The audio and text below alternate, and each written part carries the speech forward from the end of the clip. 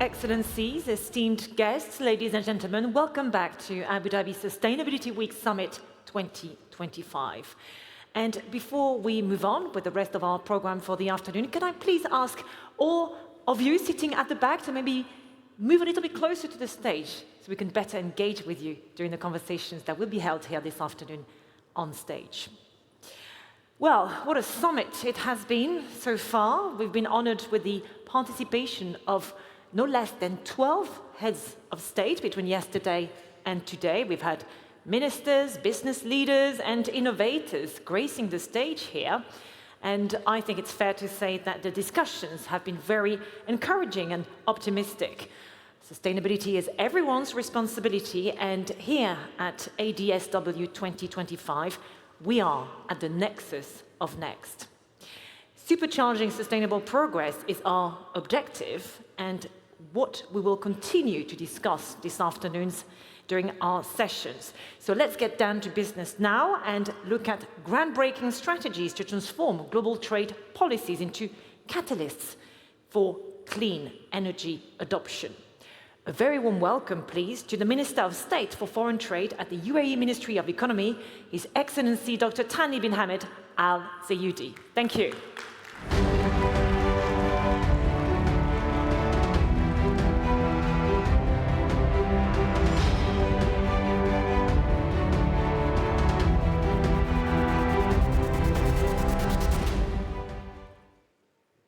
Bismillah ar-Rahman ar-Rahim, Your Excellencies, esteemed guests, ladies and gentlemen, Assalamu alaikum wa rahmatullahi wa barakatuh. Good afternoon, everyone. Welcome to this session that addresses an issue that can sometimes be overlooked, the role of trade in transforming global energy systems. This covers three core components. Firstly, producing renewable energy in the volume required to meet the demands of 21st century economy. Secondly, establishing the infrastructure to transport it from areas of surplus to areas of need. Thirdly, developing a policy framework to support the open and equitable cross-border trade that renewable energy and the products that can underpin our energy transition ambitions. Our thinking must turn into how best to transport it, and how to create supply chains that facilitate the emergence of global green economy.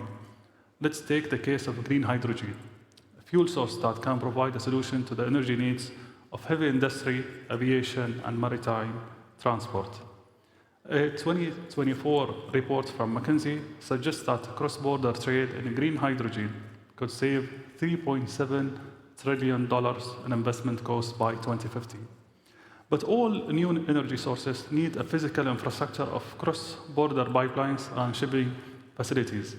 They also need enabling trade policies and strategic investments.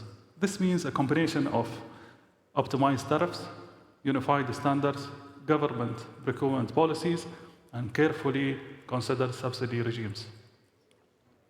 It is a challenging balance, especially for emerging nations who wish to protect their domestic industries.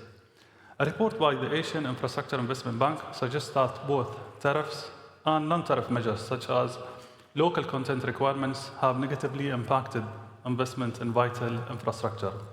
Local content requirements can also push up the price of renewable energy prices or leave them undersubscribed. It can also prevent better products or solutions from entering the market.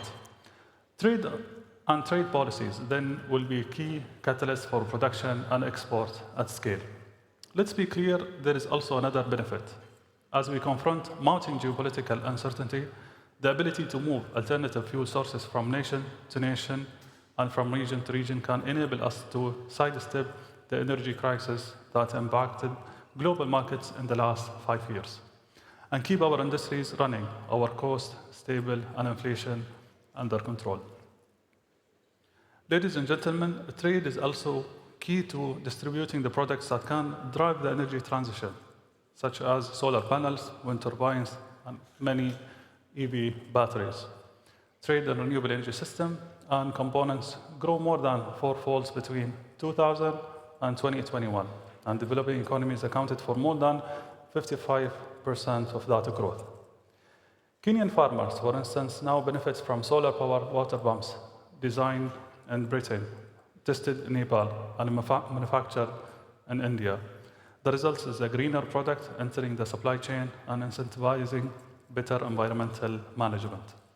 This is a clear case of supply chains supporting both energy transition and economic development. Trade policies must enable more of it, but legacy subsidies and tariffs threaten to stifle the growth of sustainable products or materials that support their manufacturing. We recognize that the multilateral solution takes time, but here in the UAE, we're moving forward with our trade partners to improve the exchange of green goods and services. We're already exploring a sustainable economic corridor with the Netherlands that will enable the trade of green hydrogen, and our comprehensive economic partnership agreement, which puts priority on tariff-free trade, are now helping to connect emerging nations in Asia and Africa with developed markets in Europe via the UAE. They're also streamlining custom procedures and reducing regulatory bottlenecks. We are also facilitating FDI knowledge sharing in renewables, advanced manufacturing, and agri-tech. Just over a year ago, I attended the inauguration of the landmark Sirata floating solar projects in Indonesia, a joint venture between Masdar and the National Energy Company of Indonesia, one of our first SEPA partner. And as our SEPA network grows, we can expect similar projects to extend to every continent. Excellencies, ladies and gentlemen, I'm very convinced that the energy transition is within reach. We have the means, the technologies, and the demand. But we must collectively recognize the role of trade in driving the required change. This is not something any nation can achieve on its alone, but whether through global bodies or bilateral deals, the UAE will continue to exert our influence to try to deliver it. I invite others to join us and deliver an energy system geared towards the economy of tomorrow. I wish you a very pleasant day. Thank you.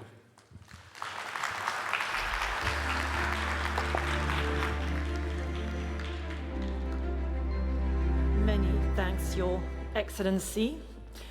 Esteemed guests, it's now time to welcome my next guest, His Excellency Majid Al Suwaidi, Chief Executive Officer at Alterra, as we're going to delve together into how to bridge the gap between vision and reality to transform Global South investment.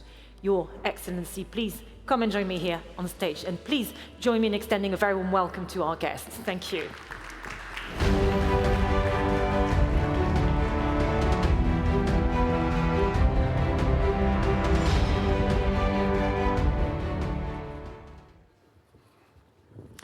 Welcome, Your Excellency. Thank you so much for joining us. Please take a seat. Thank you. So, Alterra is a private climate investment vehicle committed to investing $30 billion, and that's to unlock $250 billion in impactful climate investments by 2030. So, very ambitious targets indeed, and your focus is on transforming emerging economies and markets. And it's also important to point out that the fund is the world's largest private climate investment vehicle, and it was announced at COP28 by His Highness Sheikh Mohammed. So first of all, Your Excellency, why the gap in financing? What are the key risks investors perceive still, and that deter them from financing infrastructure projects in emerging markets? How can the risks be effectively mitigated? And what innovative finance or financing mechanisms could address that gap? Well, first of all, thank you so much for having me here. It's really a pleasure to be with all of you. And as you know, I was Director General for COP28 and worked very closely with Sultan Jaber, our COP President. And we were fortunate to deliver a very successful outcome. And a big part of that was the launch of Alterra. And why was it that we felt that this was a very important contribution? And that was because as we traveled around the world speaking to different stakeholders, governments, different entities, we understood very clearly, and we saw this in COP29, that the big gap when it came to climate and investing in climate was the capital. And you've heard Dr. Sultan many times talking about making capital more available, accessible, and affordable. And when we traveled around, we tried to understand, well, where was the problem? Because when we spoke to people from finance, they said, well, we have lots of capital, but there are no projects to invest in. And then when we spoke to project developers on the ground, particularly in the Global South, they're like, we've got tons of projects, but there's no capital to come behind it. And I think that what we saw was that there was a mismatch there, and that this was something that we as the UAE were in a unique position to do. And thanks to the guidance and vision of our president, His Highness Sheikh Mohammed bin Zayed, who we can't underestimate how much of a leader he has been when it comes to these matters, really has been investing in climate and investing in the transformation for years. We have Masdar today, one of the largest renewable energy companies in an oil and gas producing country because of the vision of His Highness. And so investing in climate and the transition to a cleaner world has been something that our government and our leadership have been focused on for many, many years. We know that there are real challenges out there that need to be overcome. And Alterra doesn't solve for all of those problems. It's not a silver bullet that will resolve everything because the problem is bigger than that. But it helps to address that issue of mobilizing capital. And how does it do that? We do that in a very, very unique way. We know that there are traditional finance houses out there that are providing capital. And what we did was, through our 30 billion fund, we have two funds, transformation and acceleration. Transformation is 5 billion in catalytic capital that is focused for the Global South. And acceleration is 25 billion of catalytic capital that acts globally. Through these two funds, we can work in unique ways. We've invested across 7 strategies with 3 partners, Brookfield, TPG, and BlackRock. And most excitingly, with 3 strategies that are focused on the Global South. Brookfield and TPG, we've seeded 2 Global South funds. We have had phenomenal response from this sector in that they've been able to raise between 4 and 9 times that capital. And by the way, when we started, we were told we could get maybe 1 or 2 times our capital mobilized. So we're well on track to achieving our 250 billion mobilization target that we've set. And I think that Alterra is really groundbreaking in the industry, and over the last year we've heard time and time again about how we're really transforming this industry and how we think about investing in climate and how we think about investing in the Global South. What you have highlighted here is the paradox of the transition. There is capital, there is willingness, but we need to do that matchmaking in order to direct it in the right place and use those innovative financial instruments indeed. Since COP28, what's happened at Alterra? Tell us about the key milestones maybe that you have reached since and what your targets and the ways to get to your ambitious targets by 2030 are. Well, as I said, we've been very successful. A lot of people don't think that we're only a year old because we've been so active and so people have gotten used to hearing the name Alterra in the conversation. But we're still only a baby organization. We're a startup in many ways, and we're learning as we go along. We have, like I said, 6.5 billion of our capital committed. That's 20% of our capital. We have 1.5 of our 5 billion that's for the Global South committed through these funds. We're well on track to achieving our goal of 250 billion. I'm supremely confident today that we're going to get there. And what we're seeing now is that the industry is coming behind us, and so they're putting their hard capital into these funds that we've created with our partners. Now we need to see that being deployed on the ground. By the way, we already today see investments happening on the ground, and we have some exciting investments coming up in the coming months, so please stay tuned and look out for some of the investments that we're going to be making that are going to have a significant effect on how we invest in the Global South. But I think that we are laser focused on what is our mission. Our mission is to show that investing in climate, investing in the Global South, investing in resilience, investing in a new form of finance is the future. And that's what I think is exciting about Alterra, is that we are building the future. We're investing in a new way of doing business, and I think that that's very, very exciting. We can definitely sense a lot of excitement. To wrap up this conversation, I'd like to ask you, as a new year's underway, what your big wish for 2025 is. I think that as we go into 2025, we know we face a lot of challenges. You heard in Dr. Sultan's speech at the opening ceremony about this huge demand in energy that is going to be coming globally, and a big part of that is in the global south. How are we thinking innovatively and creatively about how we get the capital quickly and to people globally to address this energy gap that is out there? And that's a great opportunity, by the way. And how do we do that at scale in the global south? And I think that in 2025, we can really make great strides in addressing that challenge. Lots to look forward to. Thank you so much, Your Excellency. Thank you for joining us this afternoon. That was a great thought on the potential out there. Thank you so much. Thank you so much. Thank you.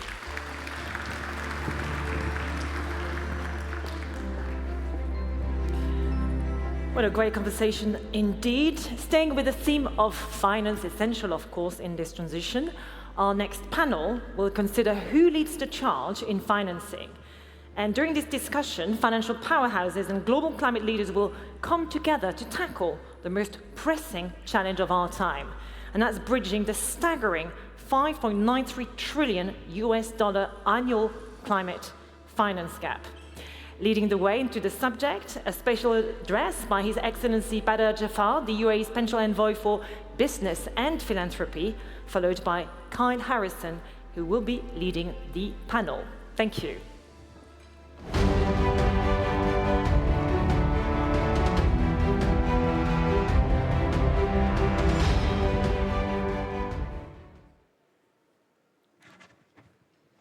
Your Excellencies, distinguished guests, ladies and gentlemen, I'm going to get straight to the point. The numbers are big. $6 trillion annually for global climate finance, an annual climate finance gap of over $4.5 trillion, with stark inequities in capital deployment. Such figures will make some despair, but we should not, because we're not talking about trillions in grants or corporate CSR. We're talking about $6 trillion of investments. We're looking at an unmet opportunity of $4.5 trillion. And the world is not short of money. There's more than $120 trillion in assets under management between pension funds and insurance, family offices, and sovereign wealth funds. Worldwide, net private wealth stands at over $450 trillion and is expected to increase more than 6% annually. We don't just have the money, we have the momentum. Barely a year ago at COP28, the UAE delivered transformative outcomes through the UAE consensus. COP29 in Azerbaijan built on these achievements, and COP30 in Brazil will continue to push the world forward. It's increasingly clear that the so-called Global South is leading the charge. China is now thought to have 1,200 gigawatts of installed wind and solar capacity, 5 years ahead of the government's target. In the first quarter of 2024, China installed more solar power generation than the rest of the world combined for the whole year. 3/4 of India's new installed power capacity last year were renewable. In fact, India is moving towards an electrified economy much faster than any nation ever has. Closer to home, the UAE will invest more than $160 billion in global clean energy in the coming years, with a focus on ensuring that these investments promote a just transition, protecting livelihoods and supporting vulnerable communities. You will have heard Dr. Sultan Al-Jaber talk about the launch of ADNOC's XRG, a groundbreaking $80 billion lower carbon energy investment company driven by 3 megatrends: the transformation of energy, exponential growth of AI, and the rise of emerging economies. And of course, as we just heard, Alterra plans to invest $30 billion to generate at least $240 billion into smart climate solutions. Indeed, the world's momentum is coming from many serious companies making serious investments. And it should not surprise anybody that the Global South is stepping forward. It is a global powerhouse. It's already home to 85% of the world's population. It already accounts for more than half of global GDP. And by 2030, it's anticipated to account for more than 80% of the world's middle class. So any answer that does not put the Global South, or in other words, the global majority, at the center is no answer at all. So the world has money and momentum, and now we must seize this moment. And to do so, we need a coordinated whole-of-society approach, supported by equitable financing mechanisms that prioritize both environmental and social outcomes. And I believe that the business and philanthropy sectors, in partnership with governments, are the key to unlocking these opportunities. The private sector has always been a driver of innovation. Governments can and must enable this innovation. And philanthropy is the world's hidden catalytic capital superpower. A hint of what's possible came at COP28 during the first ever Business and Philanthropy Climate Forum.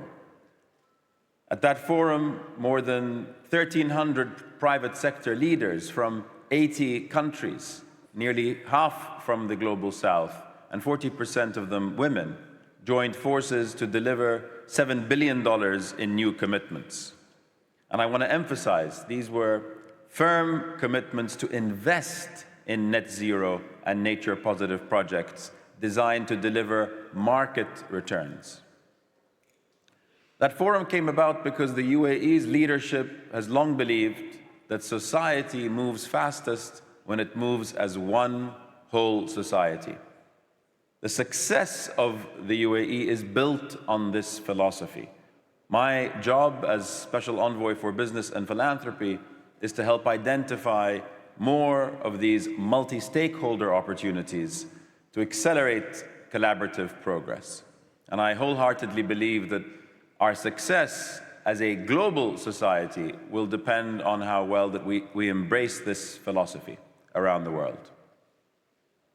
So again, we have the money, we have the momentum, and now we must act boldly, working across sectors and across geographies to seize this moment together.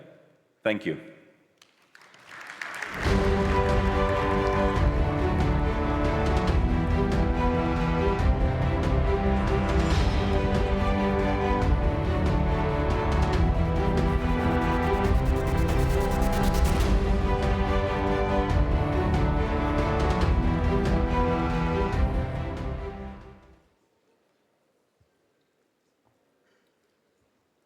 Great. Thank you, Your Excellency, Badar Jafar, Special Envoy for Business and Philanthropy of the UAE.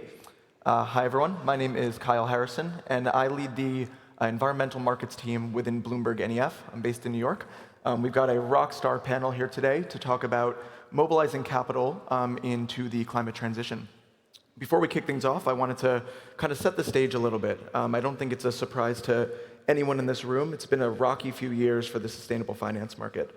On one end, right, Bloomberg NEF tracked in 2024 that $1.6 trillion in sustainable debt was issued by companies and countries around the world.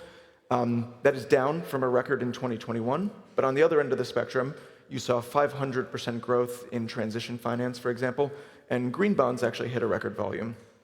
You can also move into policy, for example. So you've got 42 markets around the world now that have either implemented or are proposing a sustainable taxonomy, so defining what green and non-green activities are existing in that market. But at the same time, you can turn to the United States, for example, where I'm based, And you've now got 20 US states that have implemented anti-ESG policies. At BNEF, what we're estimating is that for us to go ahead and achieve a well below 2 degrees Celsius trajectory of warming, we need to mobilize $116 trillion into energy supply between now and 2050. And moving forward, right, in 2030, we need for every dollar of that goes into fossil fuels, we need $4 to go into clean energy supply, ramping up to 10-to-1 ratio in 2050. Right now, we are at less than a 1-to-1 ratio, right? So we have a lot of work to do. Today, we're going to talk about how do we get there, right? And what role does the UAE and the Middle East more broadly play in that? So I'm, again, joined by a fantastic panel. To my left, we have Kyung-Ah Park, who runs sustainable investments at Temasek. We have Mercedes Vela Montserrat, who's the Chief Executive Officer at the Global Center for Climate Finance. We have Dr. Mahmoud Mohildin, who is a UN climate envoy.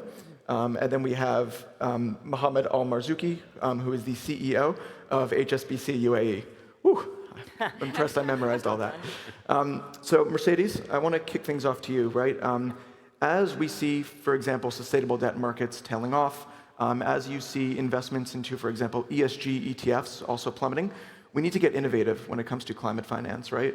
We need to unlock new mechanisms, but we also need new markets to get involved.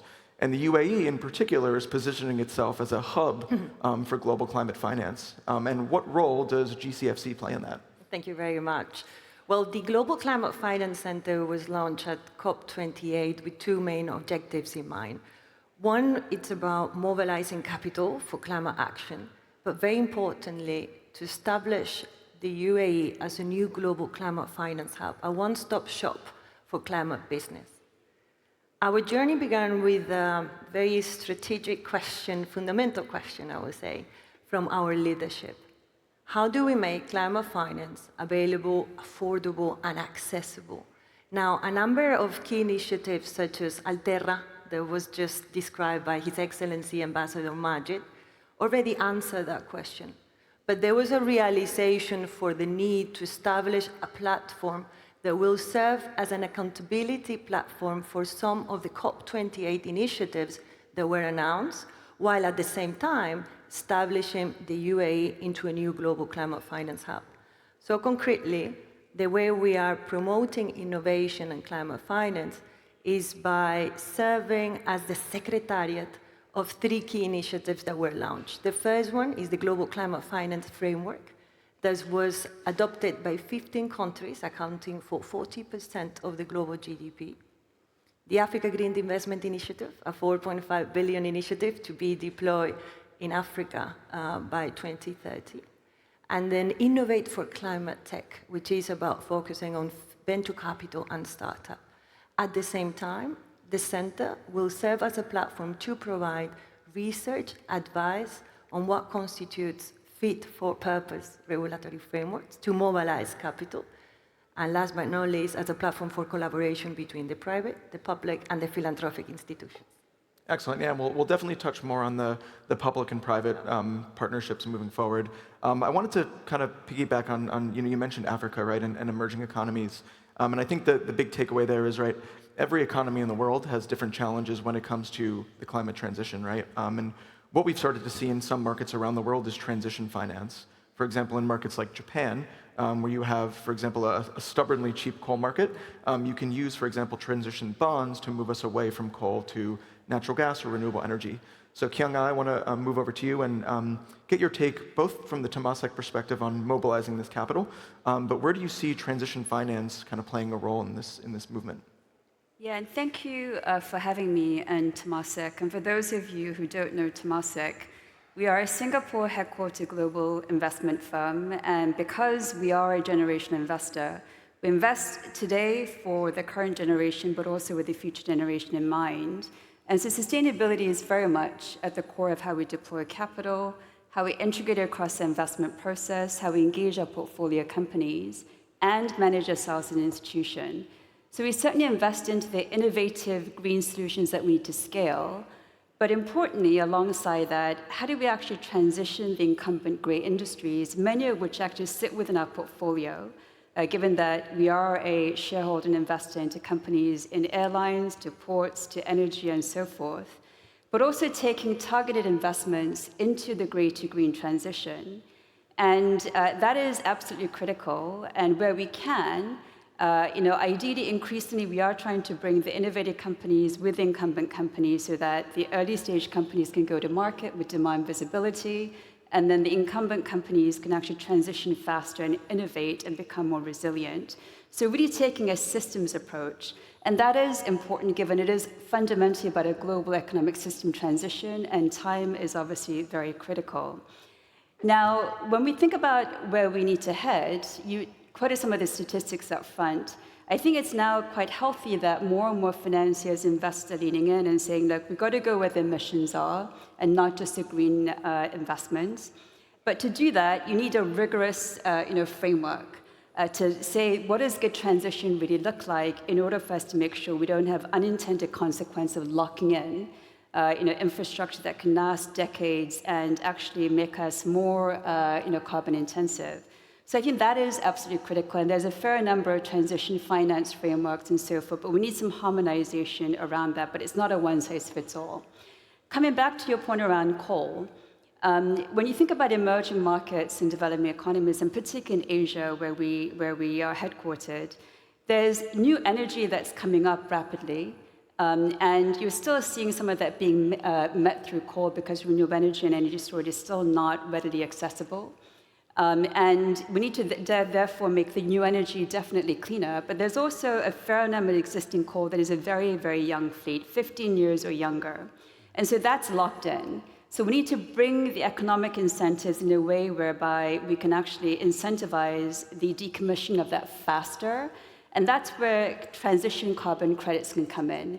Well-designed frameworks that say if you decommission it faster, replace with clean, with additionality, without leakage, and certainly with permanence, then let's stack the carbon credits and make sure that we can actually bring the phase out in a much more accelerated way. And so stacking those financial mechanisms is absolutely important, but with clear integrity. Yeah, absolutely. And I don't think we'll have time to touch on it today, but carbon credits will obviously play an essential role in this low carbon transition. Mahmoud, I'm turning over to you now. In your role within the UN, what does a just transition look like for you? And what are your thoughts in the work that you've done on transition finance more specifically?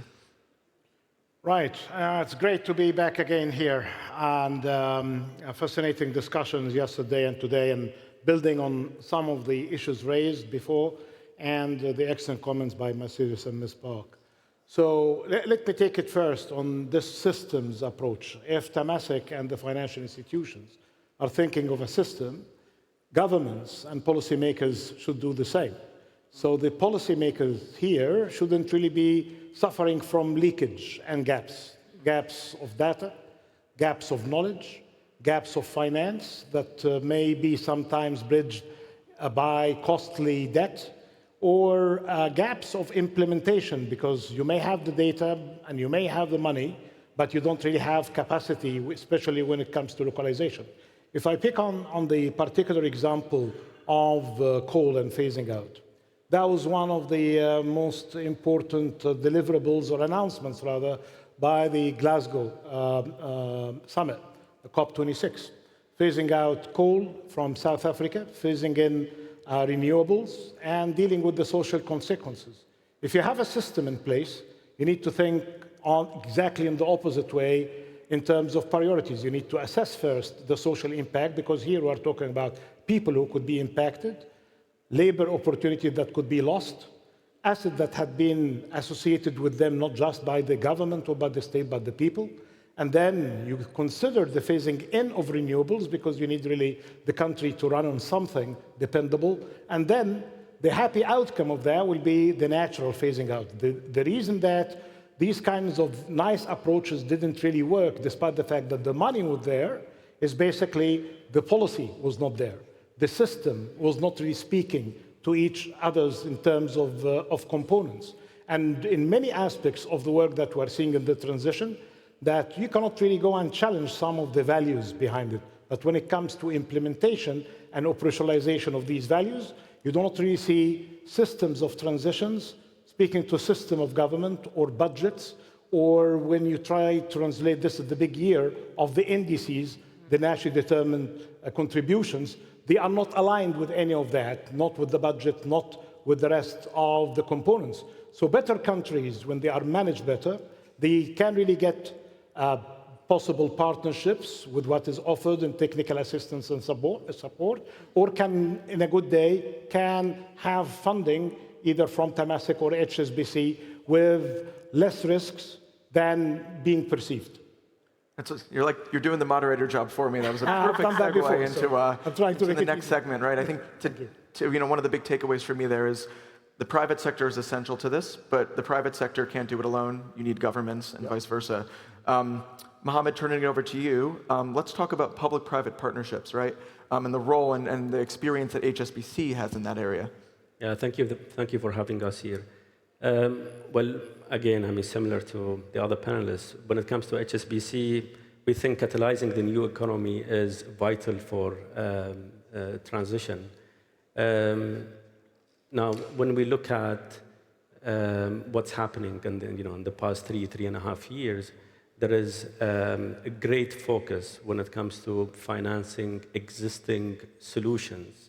Here I'm referring to solar, wind, batteries, and banks. To be honest, we are very well capitalized to help financing the new technologies as they emerge.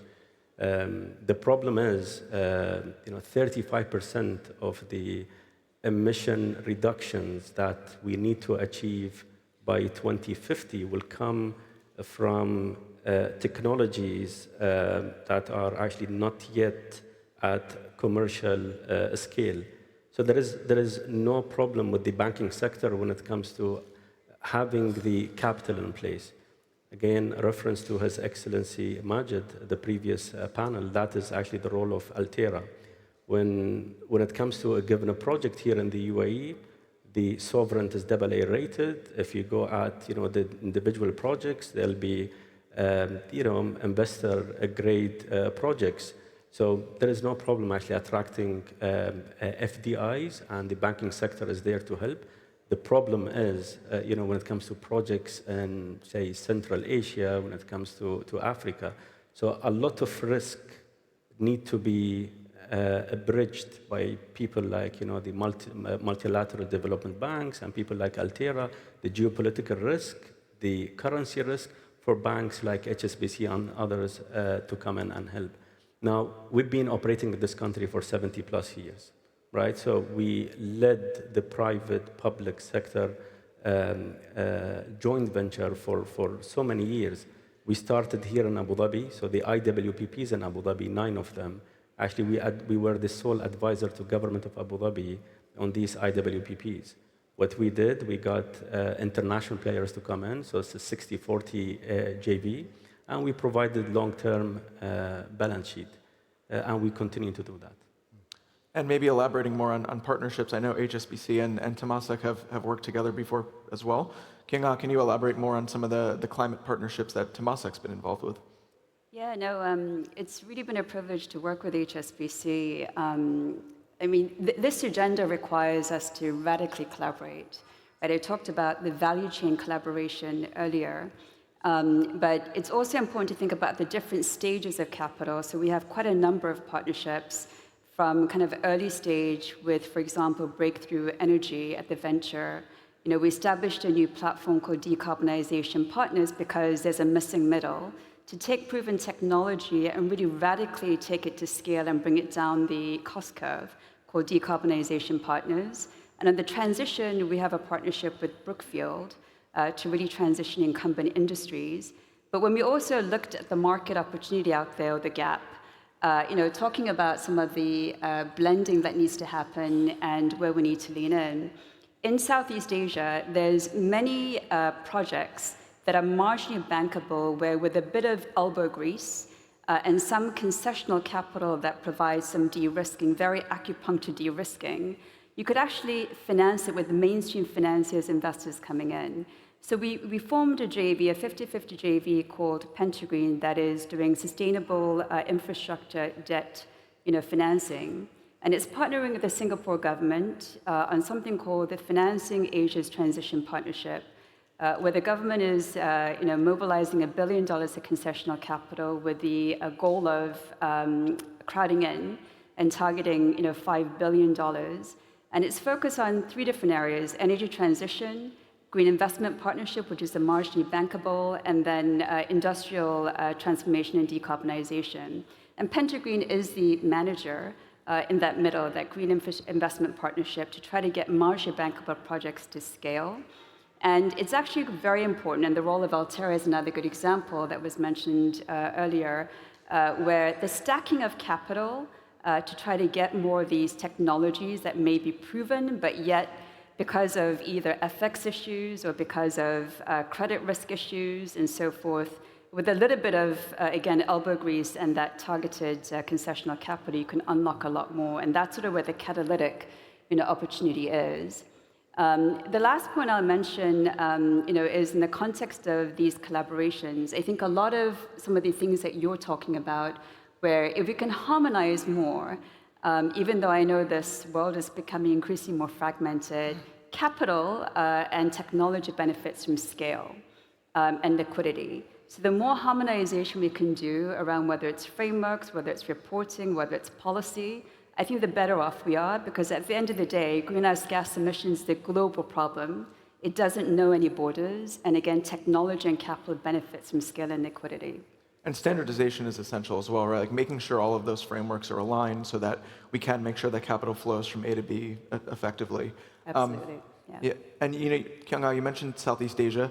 I want to turn it back to Mercedes now, and maybe if you could elaborate a little bit more on the work that you're doing in emerging markets. I know you mentioned Africa, but I'm sure there's other regions within the world that you guys are helping to catalyze that climate finance. Sure. And also following up on your point around collaboration, perhaps just to give you a bit of background on how we all came about with this whole vision of the Global Climate Finance Center. So we quickly find out during COP28, when we went and spoke to the private leaders, they felt that public institutions were just simply too slow, extremely bureaucratic, and their speed just simply didn't match the speed of commercial transactions. Now, on the other hand, when we spoke to the public leaders, they felt that private financial institutions did not understand the risks, particularly in emerging markets, and therefore, most of the time, they just simply decided to completely ignore this type of opportunity. So it became very clear very quickly that if we were serious, truly serious, around scaling climate finance, we had to focus on collaboration. And that's the whole idea of the Global Climate Finance Center, a platform not to compete, but to collaborate, not to delay, but to deliver. And in order to do so, we're focusing on, and it was also covered by the other speakers, regulatory frameworks, fit-for-purpose regulatory frameworks to mobilize capital, capacity and technical expertise, but also de-risking mechanisms. In terms of Africa and what we do, we like to highlight, and going back to the point around partnerships and the importance of collaboration between the private and the public sector, I think the Africa Green Investment Initiative is a great example. So this was launched during the Africa Climate Week under the leadership of the UAE Ministry of Foreign Affairs, together with a number of entities here in the UAE, such as, for example, Etihad Credit Insurance, Masdar, Amir Power, and others, working together hand in hand with Africa 50 on the ground. And again, the aim is to mobilize that 4.5 billion into clean energy projects in Africa by 2030. I think it will be very important going forward. I think there is great amount of work, but it's very much ad hoc and uncoordinated. So instead of just rebuilding or creating something new, let's bring each other's resources together to mobilize the agenda. Yeah, and Mohammed, what about on HSBC side? What work are you doing to mobilize capital to emerging markets? Well, GCFC, we are one of the founding partners. Pentagreen, I just wanted to actually comment on that. We are today with Pentagreen, actually, we are with Temasek in Cambodia, Thailand, Philippines. If any of those projects were actually presented to any commercial bank where you have to look at the commercial proposal, purely from return perspective and risk perspective, it would have been declined. Actually, wouldn't even reach the credit committee. So it's very, very important actually to have such initiatives in place. Now, when it comes to us here, we have deployed $6.5 billion last year, right? And these are and this is HSBC's balance sheet, and this is 32% higher than the previous year across, various renewable projects. We've also actually led $1.2 billion of, various activities in the capital market, whether it's green sukuk, sustainable linked transactions, and we continue to do that. Great. Mahmoud, we've got a few minutes left here. I wanted to pivot very slightly and ask you about carbon border adjustment mechanisms. I've been in the Middle East for a few days now. That topic continues to come up, and the impact that could have on the Middle East and other markets around the world. What do you expect there? Right. Three things that will shape the discussion this year, of course, in addition to what we are going to see in Belém and Brazil with the focus on nature and biodiversity as well. But carbon pricing, carbon credit markets, and CBAM. And it looks like one of those old movies when it is with a kind of an acronym that could really frighten someone. But if you are in any of these industries, aluminum, steel, fertilizers, cement, and if you are exporting them and others of other sectors to EU or the UK, you need to be prepared. You have less than 12 months for preparations, and we have only a few seconds to tell you what to do. WTO, you can go and complain. I can tell you, good luck with that, because you have to wait in a long queue until the evidence of harm is established. Then you may have friends in Brussels or London. Go and complain. You will wait on another queue. You may not get an answer, but again, try. There are some people who will claim that they will be helping you. Third, restructure in order to reduce emissions. If it's going to be costly, it's going to accelerate your phasing out plans, you may need to compare the cost of restructuring with the cost that you are going to be paying as fees to Europe or to the EU or the UK, and very soon it might be under a different name with the US. Fourth way to do it is establish some sort of understanding of your more affordable carbon market, could be a regional one or a national one. Fifth one, perhaps you learn something from India by having a good arrangement with the customs authority, pay your authority instead of paying the Europeans or the Brits. The number six, I would say just pay the fees if it is not going to be that costly to you until you do the further of the restructuring that you do. But again, carbon pricing, carbon credit markets, and CBAMs are going to be dominating many of the discussions. Be prepared for that. Absolutely. Well, we're unfortunately out of time here. We covered a lot, but if I were to take away kind of one big takeaway from this discussion, we've got 4 or 4.5 really impressive people on stage today, and I think they need all of your help in the audience, right? We can't do this in siloed different wings. We all need to collaborate to ensure that we can mobilize this capital appropriately, and the UAE and the Middle East more broadly is going to play a huge role here. So if everyone could please join me in thanking our panelists. Thank you.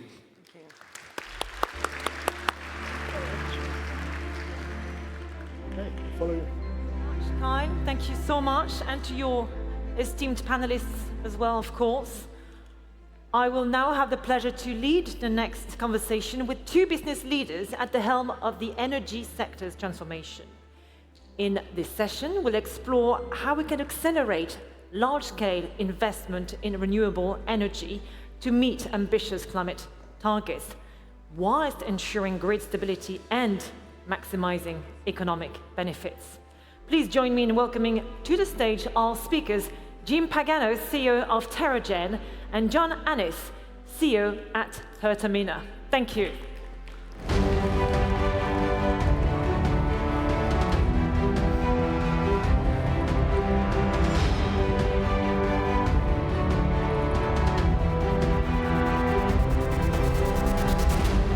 Thank you so much.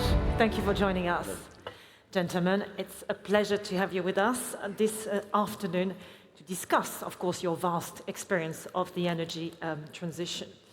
So, a bit of background to kickstart this conversation. And we're having it this afternoon because renewable energy capacity is projected to increase by a staggering 2 6,400 gigawatt by 2027. This growth is, of course, unprecedented, and it requires a careful and, of course, a planned approach, a right strategy to do it properly. So, John, to start with, Indonesia is a very interesting case study. The country is projected to have strong economic growth in the coming years, above 5%, therefore increasing demand for energy. And the potential for renewable energy is estimated above 3.5 gigawatts. So, what do you view as the most effective strategies to accelerate the development of renewable energy in Indonesia? And how do you plan to go about it? Good afternoon, Charlotte. So first of all, thank you for having me here. It's really an honor for me. So good afternoon, everyone. Yes, first of all, I think the new government, as you know, it's projecting is even higher growth. So just now we are talking about 5.5, but the government is targeting 8%. So to achieve this growth, of course, we need energy. Otherwise, we cannot achieve it. And nowadays, when we talk about energy, we cannot, quote unquote, not to think about renewable. So that's the reason why recently the government already projected 100 gigawatt additional power within 15 years to come, out of which 75% will come from renewable. So now we are talking about 75 gigawatt of renewable capacity from now on the 15 years to come. So it's massive, requirement and massive, I would say, target from the government. So how to achieve it? So of course, today the usage of renewable is relatively low. It's about 19% of renewable in the energy mix in Indonesia.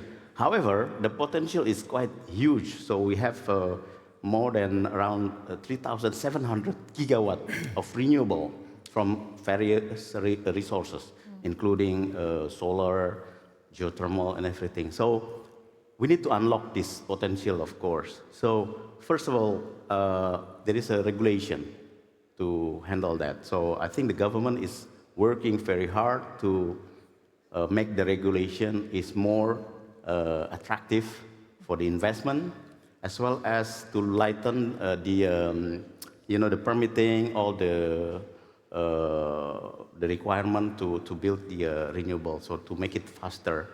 So there are a lot of things that government also trying to help us in terms of financing, not directly with them, but to facilitate with the financial institute, as well as to push us to find the good partner on the technology, because when we are talking about renewable, we need the technology, right? So now, as a Pertamina, we are part of the state-owned enterprise. So we need to support the government target first for the growth, plus also the target of the renewable, as well as the net zero emission. As you know, Indonesia is targeting 2060 or earlier for the net zero emission. And so far, as Pertamina, we already ourselves reduced about 8.5 million ton CO2 from 2010 on Scope 1 and Scope 2. That's our responsibility, I would say. Now, as far as the role of the Pertamina itself, apart from helping the government, to net zero emission, to achieve the net zero emission target, as well as the growth, as Pertamina, we have also a dual growth strategy, because the transition of the energy cannot be done overnight, right? We still need energy in form of the current, form like fossil fuel, especially in Indonesia. So that we are still working on the fossil fuel, but working also quite aggressively to develop the new and renewable energy, in which I'm in charge of it. So that's what we call the dual growth strategy. So in this new and renewable energy, we have some focus on the development. So we are talking about two things: electrification and transportation or mobility. When we are talking about electrification, we have to admit that we still have a lot of coal power plant. Why? Because we have abundant, quote-unquote, coal in our our yard, it's also quite abundant resources, relatively cheap. And when we talk about, let's say, 10, 15 years ago, we have lack of power, and at that time, we are not talking about green. We are talking about energy by itself, which is affordability is very important. So that's the reason why 10 to 15 years in the past, we developed a lot of energy electrification based on coal power plant. So now we are talking about how to transition this to the new and renewable, maybe phasing out the coal, but it also required some, capital to stop it because it's still in the middle of, the economic of this power plant. So, but the government is really realized that, so we have a plan also gradually to reduce that and to increase the renewable. And as per Tamina, now we are, for electrification, we have geothermal. So we have a lot of capacity for geothermal. We are in the ring of fire, what they call. We have around 24 gigawatt capacity in the country. At the moment, we only use 2.4 countrywide, so just 11% around. So we would like to increase more and more. And as a Pertamina, right now we operate around modestly 672 megawatt, but we would like to increase it to 1 gigawatt and then 3 gigawatt later on. So this plan is already in the pipeline. So we're working very hard with government to make it happen. And on the other hand, also we are trying to work on the hydrogen and other sources for the electrification. And the government is also pushing a lot for EV. It's not easy for the people to move to EV in Indonesia because then you have to change your car. So that's the reason why we are now combine the EV initiatives, that's a lot of incentives already, with the biofuel.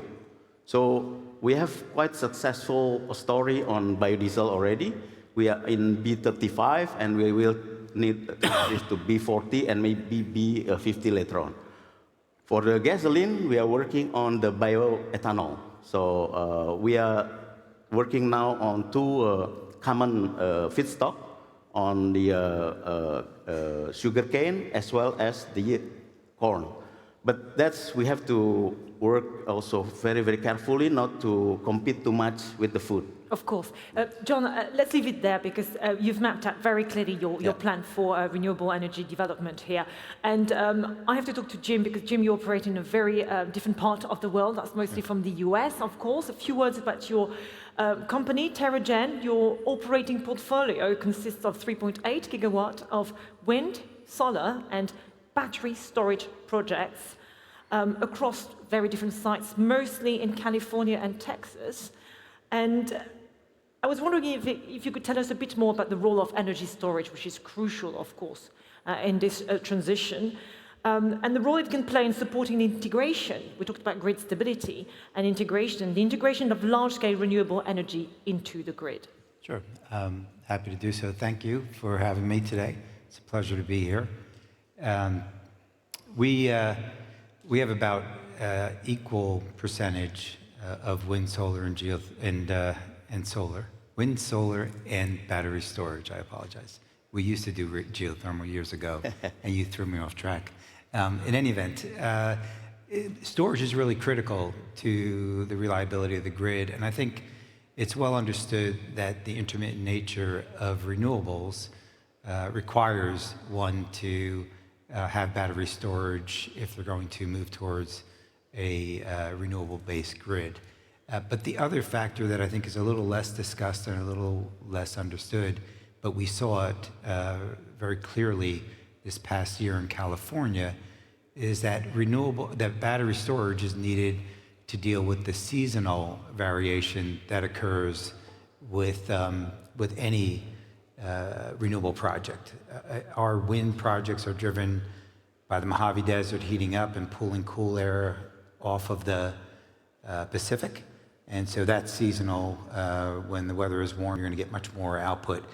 Our solar projects will produce 40% in the winter of what they're capable of producing in the summer months. So unless you're at the equator, you're going to have severe variability in production. What that leads to, if you're trying to have a grid that is 100% renewable, 24/7, 365, that leads to a situation where the summer months you have too much renewable energy on the grid. And what we saw this past year in California is some negative pricing where you had to pay to get on the grid. You want to use that energy because it's free energy. It's available from the sun or from the wind, but the grid can't accept it. And they have to balance the load versus the supply. That's a fundamental tenet of grid management. And to do that, what they do is charge people with renewable energy in the summer to get onto the grid. So the answer there is storage, and more of it, because what you can do is you can use that storage as a sink to help deal with that dynamic of seasonal variability. Thank you very much. We need to wrap up this conversation, but before you go, I'm going to challenge you a little bit and maybe come up with one word that describes the key to scale up renewable energy. Well, as you know, we know that there is an urgent things related to climate change, right? So, and it's not a one-person action. So it has to be done by everyone. So the key word for the successful effort is collaboration, collaborative effort, collective effort from everyone. Everybody has to play a role on this. And I'm quite sure that we can do that. Thank you very much, John. Thank you. Jim. 2 words.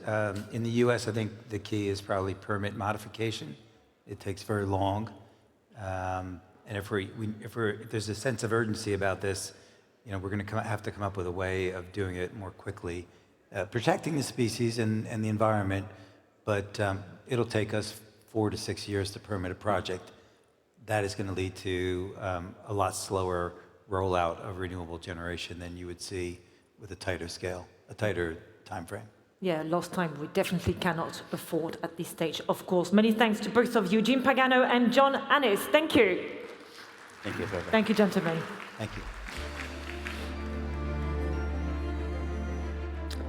Another fantastic conversation here, of course, at Abu Dhabi Sustainability Week Summit. Your Excellencies, ladies and gentlemen, moving on very swiftly now, we are honored to hear from His Excellency Abdullah Ahmed Bilala, the UAE Assistant Minister of Foreign Affairs for Energy and Sustainability. Your Excellency, please come and join us. Thank you. Okay, I need these people lined up in order behind me, please. No.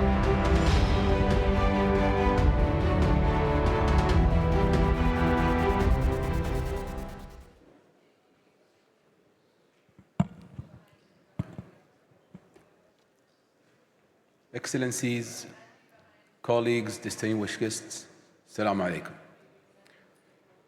The United Arab Emirates stands at the forefront of global efforts to accelerate the transition to clean energy.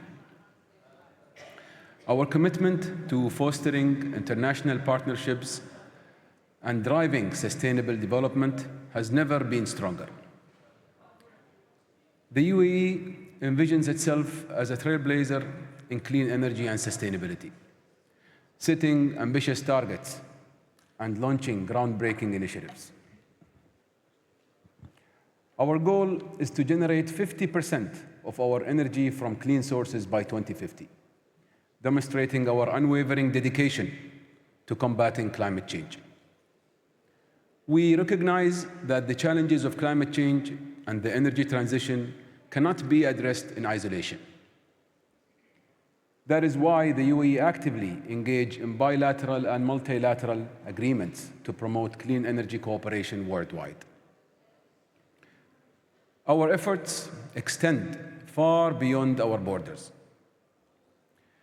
At COP28, we launched the Accelerated Partnerships for Renewables in Africa, in collaborations with member states such as Kenya, Denmark, and Germany, and the International Renewable Agency, IRENA, which holds the Secretariat. APRA is an ambitious African-led initiative with the potential to revolutionize the Africa energy sector by mobilizing energy projects and providing technical assistance and engaging the private sector too. The Global Climate Finance Center, GCFC, based here in Abu Dhabi, which I had the pleasure to attend their first annual meeting yesterday, was established also with a clear and ambitious purpose to mobilize the capital needed for climate action and to position the UAE as a global leader in climate finance. This center serves as a platform for collaboration, innovation, accountability, and catalyzing the development of climate finance frameworks globally and addressing key barriers to investment flows. GCFC also serves as a secretariat for the Global Climate Finance Framework and the African Green Investment Initiative. In January 2017, at Abu Dhabi Sustainability Week here in this building, we launched the UAE Caribbean Renewable Energy Fund, a $50 million grant fund. This fund represents one of the largest single investments in the Caribbean clean energy sector. The initiative deploys renewable energy projects in 16 Caribbean countries, enhancing their energy security and resilience. Cross-border power system integration offers immense potential for reducing costs and increasing efficiency. Studies have shown that cross-border integration can contribute to cost reductions, improve energy security, and enhance resilience to extreme localized events, such as natural disasters and cyber attacks. Research conducted by Oxford Policy Management on South Asia and Southern Africa found that increased cross-border energy trade and green grid development in South Asia could result in a system cost saving from $200 to $300 billion between 2015 to 2025. Furthermore, this would lead to a 4.5% reduction in CO2 emissions by 2035, which leads to improved energy security and reliability and more efficient use of renewable resources across the region. To fully realize these benefits, countries must overcome several challenges, and these challenges including enhancing and harmonizing policy and regulatory frameworks and market rules to attract long-term investments, developing appropriate cost-sharing mechanisms for infrastructure investments and comprehensive transition strategies for grid infrastructure, building trust and political consensus among participating nations and fostering greater collaboration among nations, international organizations, industry stakeholders. And finally, coordinating system operations across borders and increasing investments in renewable technologies and innovative solutions.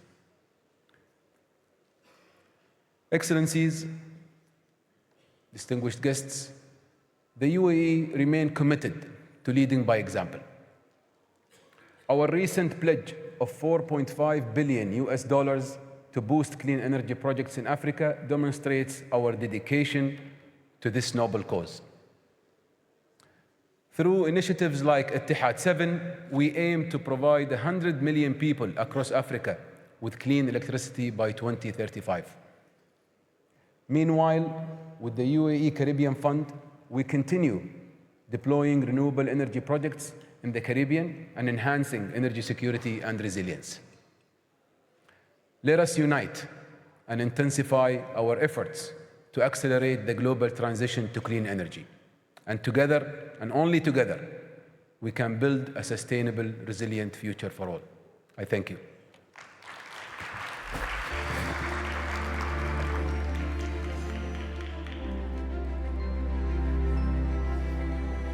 Thank you very much, Your Excellency. Thank you for this very insightful and inspiring account of the UAE's role in accelerating sustainable energy transformation and on building global energy partnerships.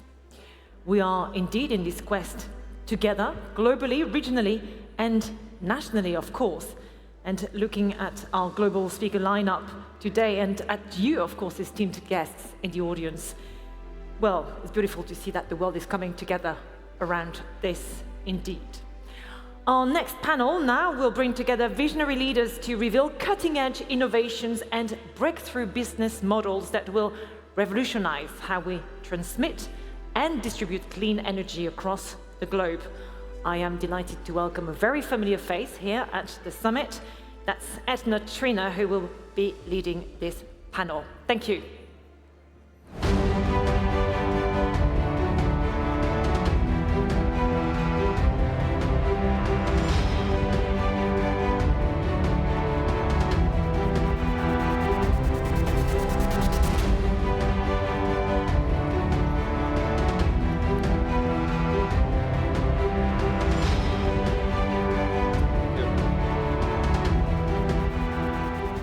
Wonderful. Good afternoon, and thank you all so much for being here. As you can see, we're going to talk about the great grid upgrade, and I have a great panel here with me that's going to look at this and really inform you and educate you about what's been happening and what is about to happen. Let me very quickly introduce you to them. I have with me here His Excellency Saif Al-Kabesi. He is the Acting Director General of Regulatory Affairs at the Department of Energy, Abu Dhabi. Lovely to have you. Dr. Zhu Yung is with us. She's the Director of National Key Laboratory Power Grid Safety from China Electric Power Research Institute. Andy Herkowitz joins us also. Andy is the CEO of Mission 300 Accelerator from the Rockefeller Foundation. Dr. Bruce Stedall, lovely to have you too, the COO of TACA Transmission. From Siemens Energy, the Managing Director here in the UAE, Khalid bin Hadi, and Greg Manuel joins us. He's the Head of Climate and Energy Commercialization with Google X, Alphabet's Moonshot Factory. What a great lineup I have here. So the grid that keeps us all well and happy and connected, so important, the grid. Dr. Saif, if I may ask you and start. You know, UAE has committed to net zero by 2050. That's a very ambitious transition, I think, for, well, it's all ambitious, I think, for everybody. But given the growth in the region, the industrial growth, the population growth, I mean, talk to me about how the grid is going to handle this and the opportunities that are there. How are we going to get it right? Thank you so much. Good afternoon, everyone, and thank you, Ethan, for having me in this important panel. If we look at Abu Dhabi 20 years ago, it's totally different from the demand angle and from the population growth. By 2045, we expect the population to double and also the economy. Therefore, we need to be ready and to cater for this huge demand. Also, bearing in mind, we have a commitment toward 2035, we need our energy to be 60% from clean sources. And by 2050, we need to decarbonize the whole mix to become net zero. In order to achieve that, we as the Department of Energy have in place some regulatory tools. One of them is the planning angle. So we expect the sector companies like Emirates Water and Nexity Company to submit the Statement of Future Capacity for 7 years. In this Statement of Future Capacity, they will give the demand forecast and the capacity required.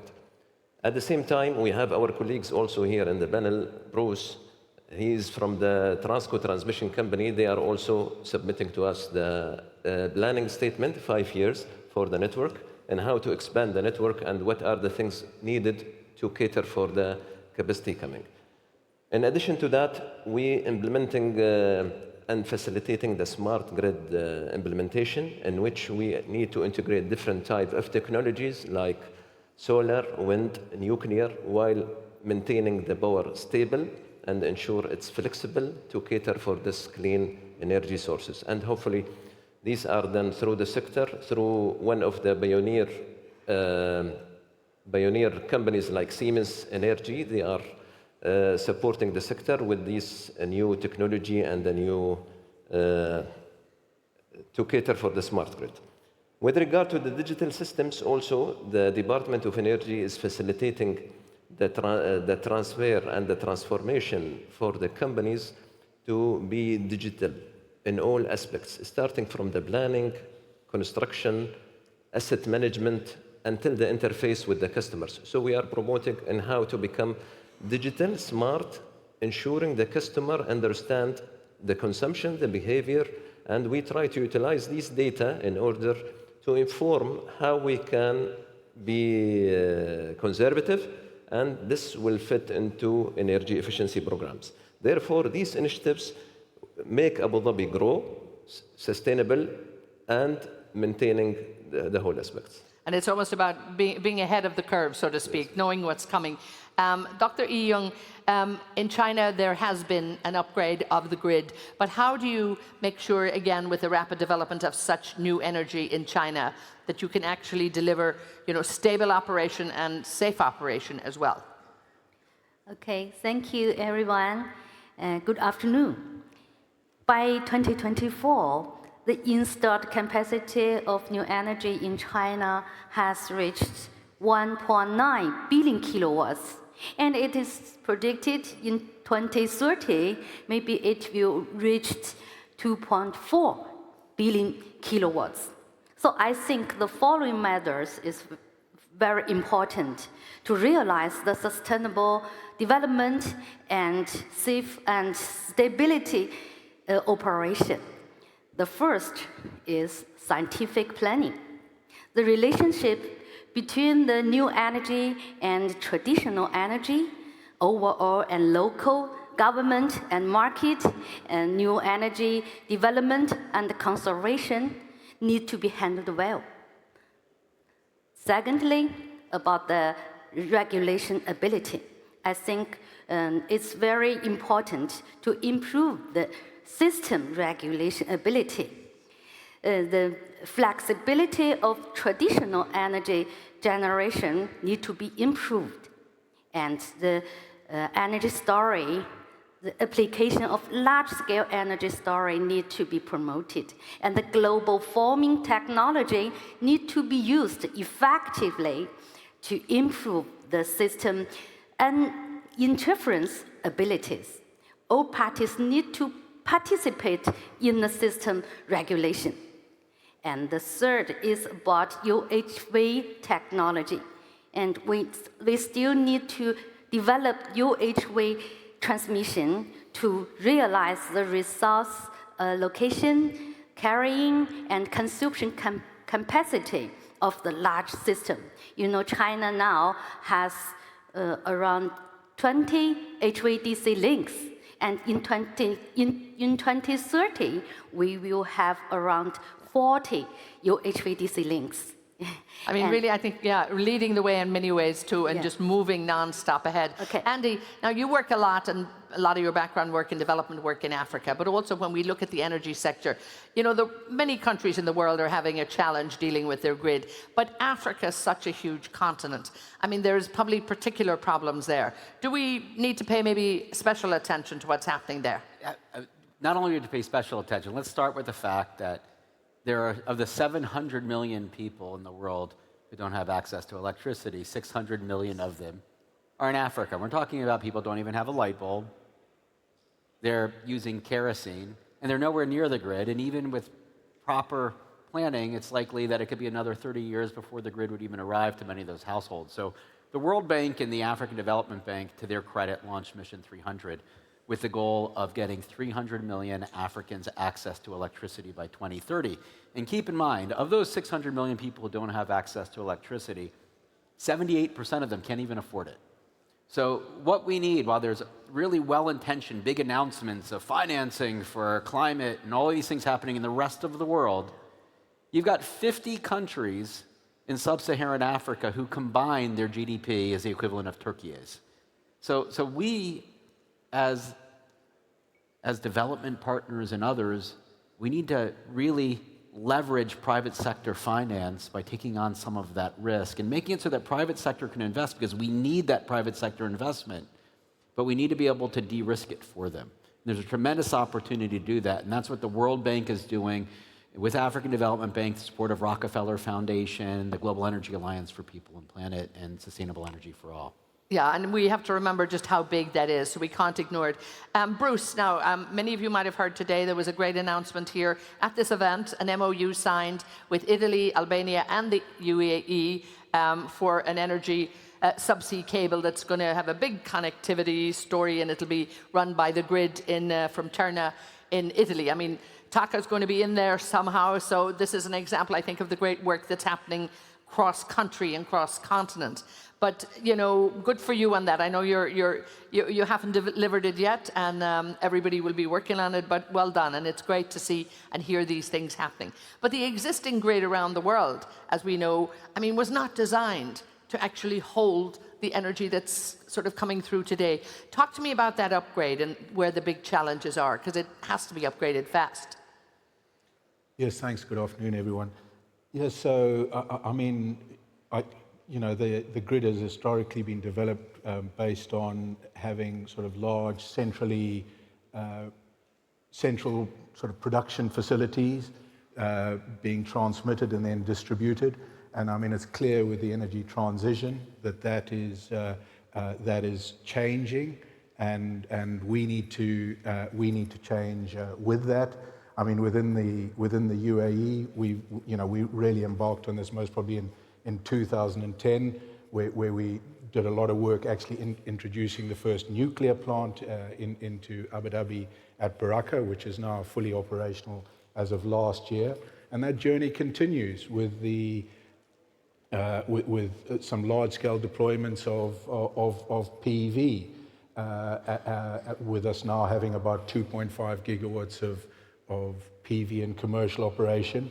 And I mean, some of you will have been here yesterday, where another announcement was made about another very big PV plus BESS project to provide baseload energy, essentially being driven by demands that we didn't really think about 5 years ago in terms of AI data centers. So aside from us migrating from conventional forms of generation to clean and renewable forms of generation, there's also on the demand side different things happening, and again that's having to decarbonize. So there's more or less a surge, you could more or less call it, in demand. And irrespective of these changes that are happening, customers still expect secure and reliable supplies, as mentioned by Safe there, and we need to ensure we can deliver those expectations. I mean, it is secure, reliable, affordable. I mean, we have to bring it all together. Khaled, we often hear the phrase, there will be no energy transition, no transition without transmission. So if we don't get the transmission right, and you can almost visualize how that happens, we're all going to be in trouble. I mean, every industry, every entertainment, everything, it all comes to a halt if we don't get this right. Talk to me about why this is so important that we actually get it right, and now we have this opportunity for the big grid upgrade. I think when the energy transition started to be one of the focus and discussions, we completely ignored the transmission part of it. And until now, we discovered that we can talk about any growth that we want from our renewables, from increased capacities and the demand that we're seeing. But if we don't have the right transmission infrastructure, we will not be able to cater for the future growth. The energy business in general is a future business. Whatever you build for today, it will cater for 30 to 50 years. So, and I think as of today, it's very important where I see now most of the regulators, companies like ourselves, Siemens Energies, Antaqa, and others are becoming focused on transmissions, because transmission is the backbone of the energy infrastructure. And without having this correct, it will not be able to progress for the future that we are looking for.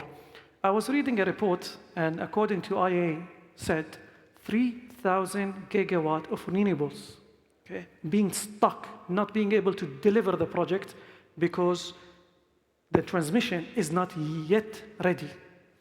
So you can imagine, and of course there are many examples, but you can imagine with a simple example of that, that will also hold us back to meet the renewable and the net zero target. And I think what's really important as of today, the business model have changed significantly. Is not longer about I sit and I wait for a tender. It's about joint effort where regulators, government, private, and also banks come together to discuss the future and the design of the energy infrastructures. And we as a company, Siemens Energy, we invest €1 billion annually on innovations.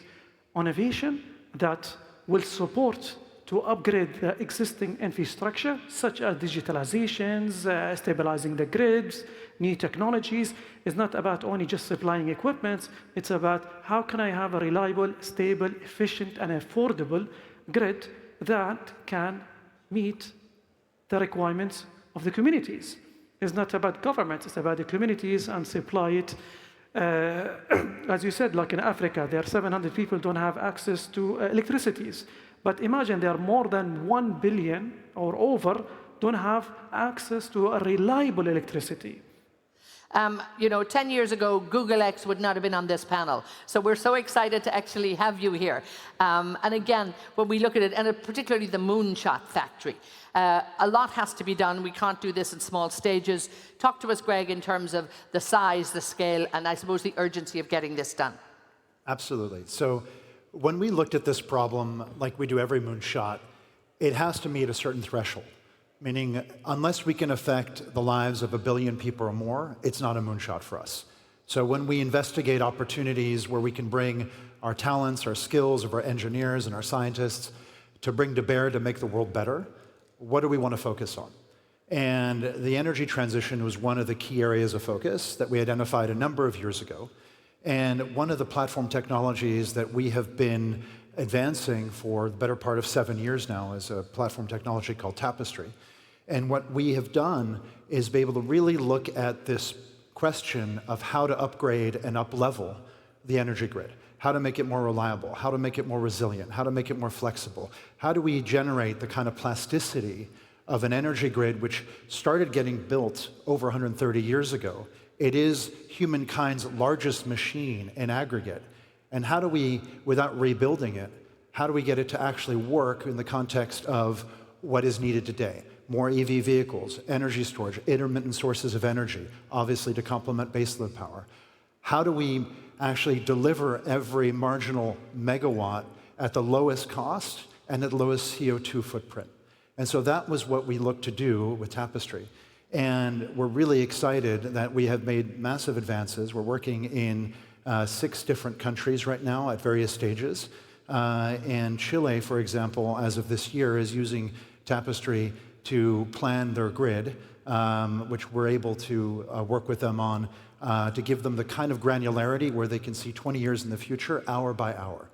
That creates enormous flexibility, enormous sort of better capital expenditure decisions, lower OpEx, et cetera. So that for us is the big opportunity, the moonshot, if you will, to really up-level the energy grid into where it needs to go.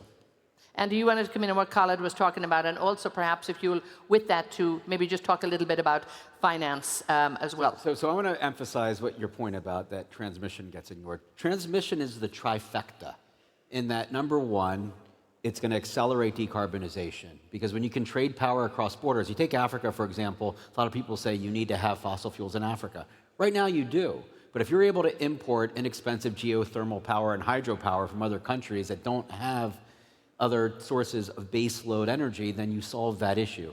Number two, it drives access because it brings down costs as well. So I mentioned how many people can't afford electricity. You bring down the cost, more people can afford it as well. And then the other piece is energy security. You know, when people are independent on one another, it tends to create greater energy security in the African context. Part of what we're doing, again, is trying to be more creative by turning these institutions like the World Bank, African Development Bank, into leveraging institutions, not lending institutions. What do I mean by that? It means that we care much less about the return that we're earning, but we're realizing that we can make better use of money that traditionally was used as grant capital to buy down the cost of transactions, de-risk so that private capital will come in. That's what we need to change. We need to change the global financial architecture. There's not more money out there, but we just need to shift how the money is spent, and we will see multiples of investment moving forward. Dr. E. Young, talk to us a little bit about where you see international cooperation moving very fast, given technology developments and all of that, but the need for this to be a global solution. Yes, I just talk about the power system simulation technology. It's very important for the planning, construction, and operation, just as you know. But with the development of the massive new energy and UHVDC links, massive power electronic equipment has penetrated to the all aspects of the power system. So for the traditional simulation technology, it has been enabled to describe accurately the characteristic of stability, so which cannot meet the development of power industry. So it's necessary to innovate simulation technology and to improve the accuracy and efficiency, because more accurate the simulator, the better the control and the safer the operation. So SGCC has taken the lead in the research of the electromagnetic transient technology, simulation technology for large-scale power system research. So after 10 years efforts, a new simulation platform has been constructed in our lab with more accuracy and efficiency. And we have also used this technology to support the development of the new energy in China. And we have to be a bit efficient on this panel, Bruce. Very quickly here, tell me the technology that can actually help in terms of, the international cooperation as well. Well, I mean, in terms of technologies, particularly for international cooperation, it's clear that, those like HVDC play an important role. And indeed, perhaps picking up what Andy mentioned, perhaps in a slightly different way, we are working on projects like interconnecting countries like Morocco to the UK through these technologies to ensure that we can get access to, let's say, resources that are available in one jurisdiction that can be made use of elsewhere. And that's a bit like the one that your opening comment about Albania, Italy as well. Khaled, quickly we look at Siemens Energy, an international corporation, an international company, again, really moving at the forefront of technology. Is this going to be the savior of the grid? No, definitely. We will not be able to do it on our own. We will require the partners. We need the regulators to work with very closely to unlock the obstacles that we are seeing and to move the progress quicker. We will need finance, because finance will play an important role to advance the technology, to advance the project, and also to increase the renewables. And then we will need reliable partners that can execute and deliver. This is very important. And I think today what we are seeing is not about myself. It's about the countries that I'm seeing and I'm witnessing next to me. You will see moving forward the interconnecting between countries coming up very soon. And the HVDC business will play an important role. And that's why the three triangles that I have explained, the regulators, the investments, and the technology partners need to come together to design the system of the future. Dr. Saif, I know we have to wrap this up very quickly, but give us, regulators sometimes can be a hindrance, but they can also be a great help and they can be a great enabler. Talk to me about where you see, the role of the regulator to make sure that we move forward. Thank you. I would like just to comment on the collaboration. Collaboration is very important and key success of Abu Dhabi system. Without collaboration, you will not learn from the global best practices and try to implement it here or the other way around. Sometimes Abu Dhabi has the best practices, which could be a benchmark for other countries. We had successful stories for the GCC interconnection, where we linked with the GCCIA country from our Dhafra region or western region of Abu Dhabi to Saudi Arabia. And now we are extending that link to upgrade the link to interconnect and transmit extra power. Coming back to the role of the regulator. Regulator should be agile, flexible, and promote innovation and ensure it's seen as a partner. And this has been changed over the years, definitely. So Abu Dhabi system and the regulator in Abu Dhabi is more flexible partner, facilitator, rather than a hindrance. And with having the regulator in place, the investor will have the confidence that I can come and invest in Abu Dhabi because there is a regulator that can protect my rights. There is a regulator can ensure there is a codes in place. There is a regulator ensure there is roles and responsibility defined. There is no interference. There is nothing will be done in the system. So there is a system. So I consider the regulator in Abu Dhabi very mature and very supportive to any energy transition. No, I definitely wasn't suggesting that the regulator in Abu Dhabi was a hindrance, but around the world we hear it occasionally. We have to wrap this up. I'm going to leave it to you to give us a moonshot. Where to go, Greg? What do we need to do urgently now to make sure we get there? So we need to go fast. I think that's been a recurring theme across many, many conversations in this conference. We need to do more, and we need to do it smarter. And one of the things that I hope, coming out of this conversation and the many meetings we've had over the last couple of days and going into tomorrow and the rest of the week, is finding this opportunity to collaborate. And one of the areas that we're very focused on is data. Of course, that's what Google does quite well. And energy is about electrons. Energy is also about data. And with better data, there's better information, and we can make better decisions together. So let's work together. There's a lot ahead of us. We need to go faster. We need to do more. And excited to be working with many of you going in the future. And thank you all. Sorry, we've had to go a bit fast on this. This has been our express grid upgrade. I want to thank all of you for being with us here. Greg, thank you so much. Khaled, Bruce, Andrew, Dr. E. Young, thank you so much. And His Excellency, Dr. Saif. Thank you all so much. And thanks for your great sharing all that knowledge with us. We could talk about this for a long time because this grid will go on, but we'll make sure it's top of the agenda next time. Thank you all so much. Thank you very much, Etna, and your fantastic guests for a great conversation.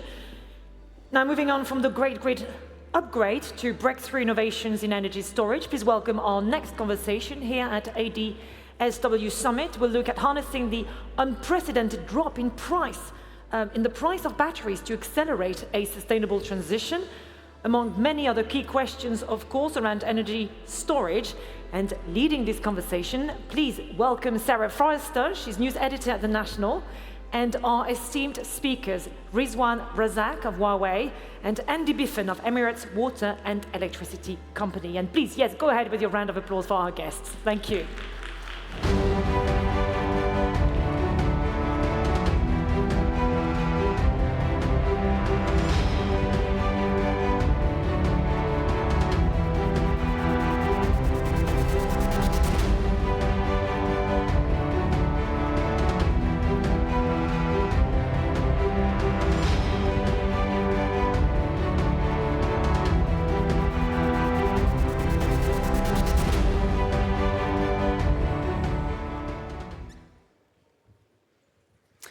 Hi, and good afternoon. Welcome to our panel. Energy storage is the key to unlocking a fully renewable future. With an efficient and reliable way to store energy, we can maximize the benefits of wind, solar, hydroelectric energy, and provide access to sorely needed underserved communities.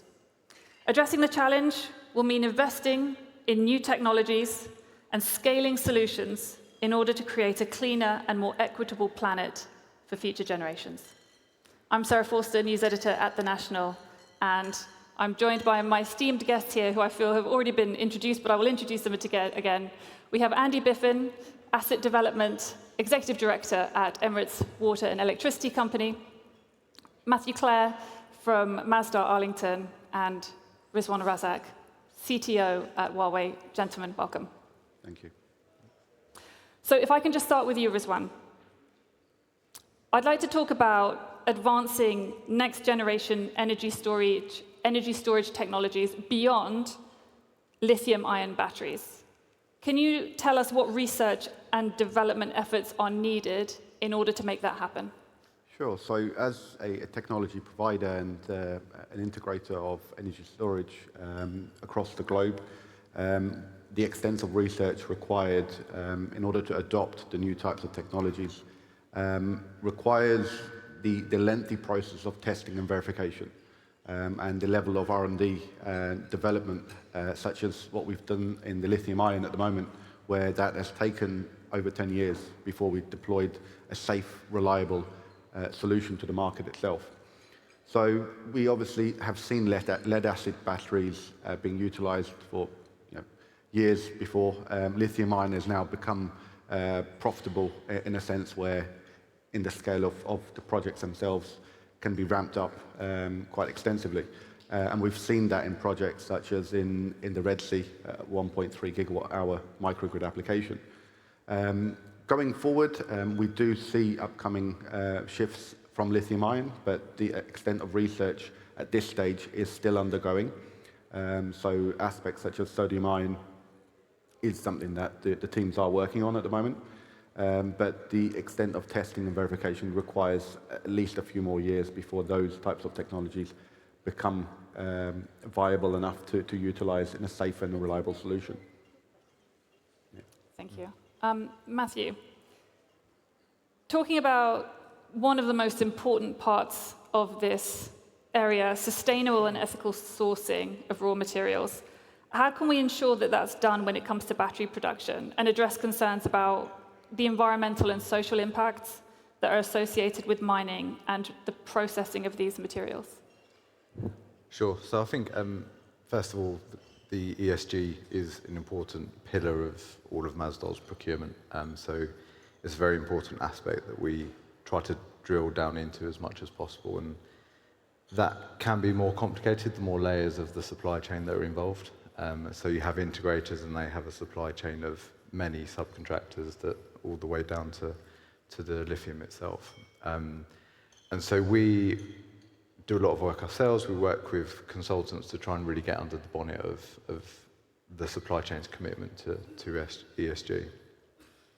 And I think it's fair to say that it's a relatively new area for a number of them. I don't think the first wave of deployment, which has been predominantly private equity led, have done as much homework. I don't think the lenders within market have been as hot on it as perhaps they should, but we are seeing that we're trying to be a driving force behind that.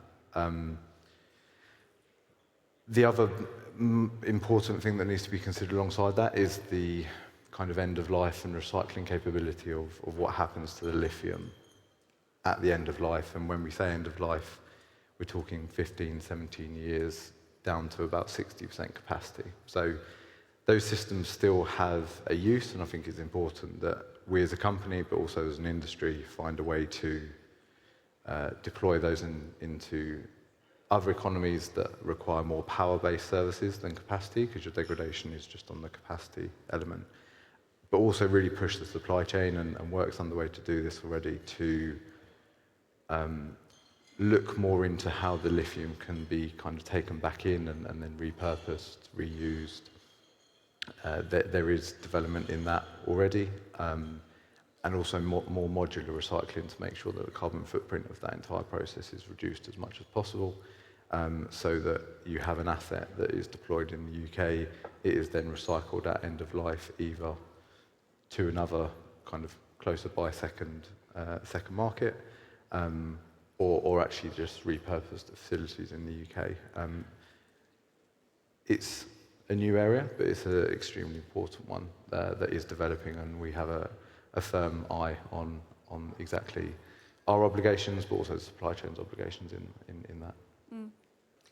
Andy, my next question is for you, but I just would ask Rizwan if you want to weigh in on the same topic.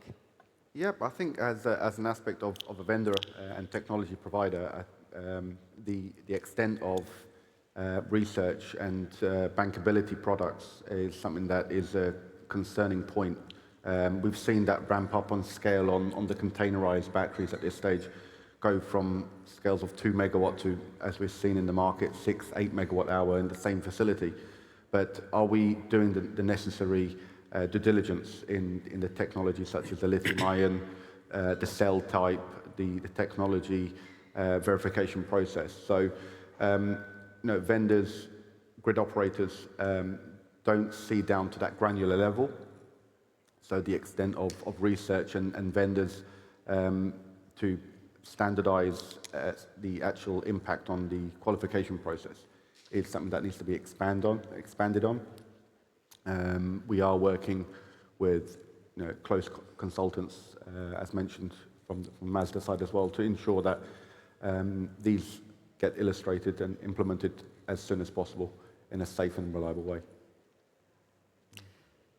Andy, let's talk policy and regulatory framework. how can those be designed to really effectively incentivize the deployment of energy storage at various scales?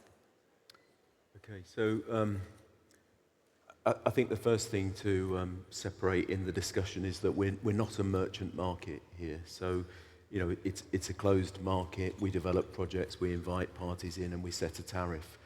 So, first off, the purpose for a battery in this market would be for ancillary services, essentially. So, when we develop a project, it's centered around provision of those services. That's the base case. In a merchant market, I think many people will be aware, you know, you're looking at energy arbitrage, so you're looking at a price for those, for megawatts. You're basically trading megawatts. You're charging up when energy is low and prices are low, and you're discharging when they're high. So to develop our first EWEC project, we've had to look at that in a slightly new way to form that business case. In terms of the grid code, there are things that need to be reconsidered, again, associated with ancillary services, because a battery can perform way more than a synchronous generator. So the services that it provide aren't actually written into that grid code, into that regulation at the moment. So I think that does need to catch up. I'm sure that will happen over time. How much time are you thinking?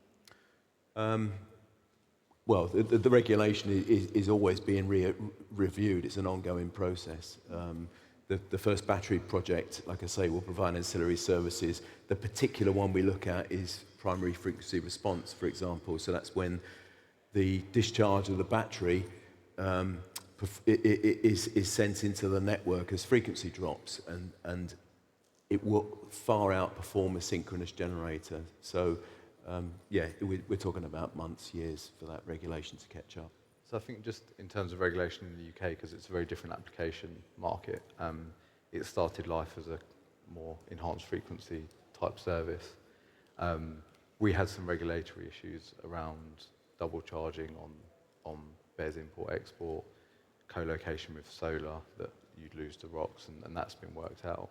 We now find ourselves in another regulatory kind of tangle where there's an oversupply for capacity on the grid, data centers, battery developers, solar developers. The grid can't handle it, doesn't know quite how to do that, and so we're stuck in a lot of grid reform at the moment. And I think one of the issues that needs to be unbundled slightly is National Grid in the UK implementing that policy to try and do the right thing and to size the market, but actually also allowing assets online which are ultimately merchant assets, and the merchant market should determine how many BESS get built if there's still simple kind of economic mechanics that if it's worth doing, you do it. Great. Matthew, I'm going to stick with you if that's all right. And we're going to talk about a topic that is very current in the minds of many consumers, and that is addressing critical concerns around fire prevention, thermal management, the safe handling of battery chemicals. How can we ensure the safety of large-scale BESS systems when addressing those concerns? Sure. So good question, and I think it talks to one of the points earlier that there's a real push to get as many megawatt hours into smaller spaces as possible, especially in the UK. We are quite short on land. It's no secret. And with that innovation and with that desire for greater density comes concerns around safety. So if you look at a number of the examples of where things have gone wrong, I think that's a good place to start as to how you future-proof yourself, but also just a general commitment to actually putting that on your agenda. There is almost an infinite amount of money that you could spend trying to make that happen. You need to find a corporately responsible middle ground for that.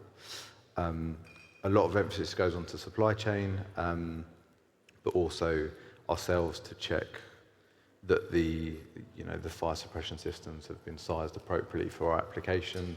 If we start wanting to do more aggressive things with the battery, trade it more, it naturally needs more auxiliary power to power the fire suppression system. So quite often issues occur when the battery is being pushed to do things that it's not comfortable with and was never designed to.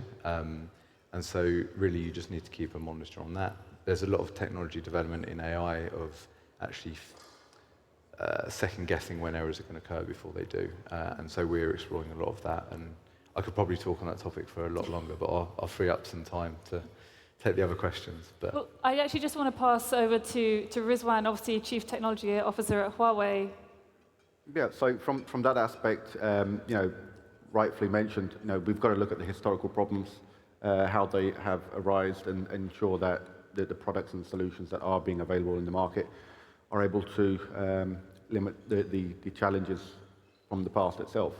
So, you know, we've seen that in battery storage projects specifically. Operation and maintenance is quite a big challenge.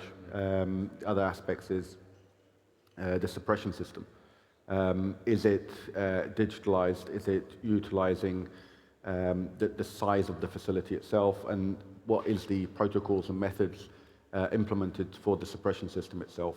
So methods that we have utilized is, as we've been in the PV sector for several years already, we're using modular technology in the power converters, and we've also implemented that in the ESS facilities as well. So using modular pack applications for initial safety, but also to ensure that that digitalization can be utilized from the EMS application itself to ensure that from both sides it's a cost-effective approach.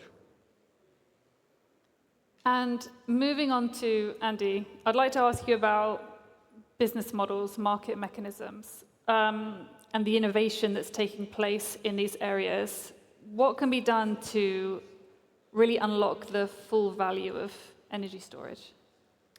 Yeah, thank you. So again, I think with batteries, you've got two distinct models. The type of developer that we see in a merchant market is one that is trading power prices, and a battery is ideal as something to give them some security around those power prices and give them a mechanism to trade with. With our particular model, we're looking at securing capacity and making a safe payment for that capacity with very little risk for the owner of that battery.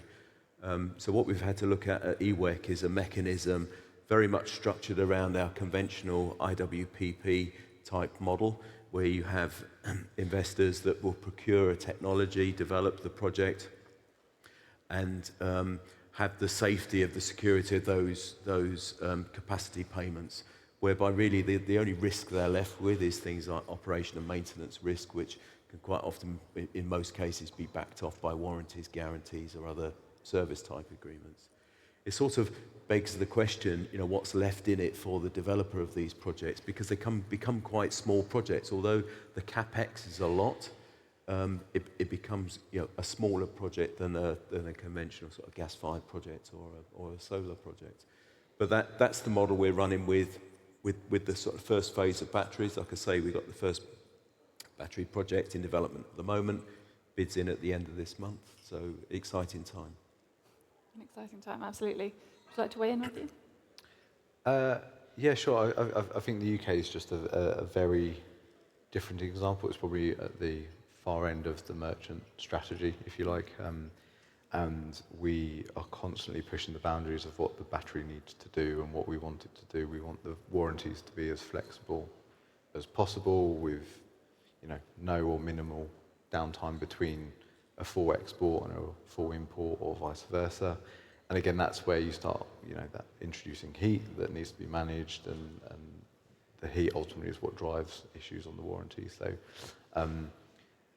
we put a lot of work into assessing those factors and actually our use case when considering the kind of acquisition cost of the batteries, because we are asking it to do a number of very different things than, you know, the UK 7-8 years ago, which were frequency dominated, which use at maximum kind of 20% of the power requirement, up or down.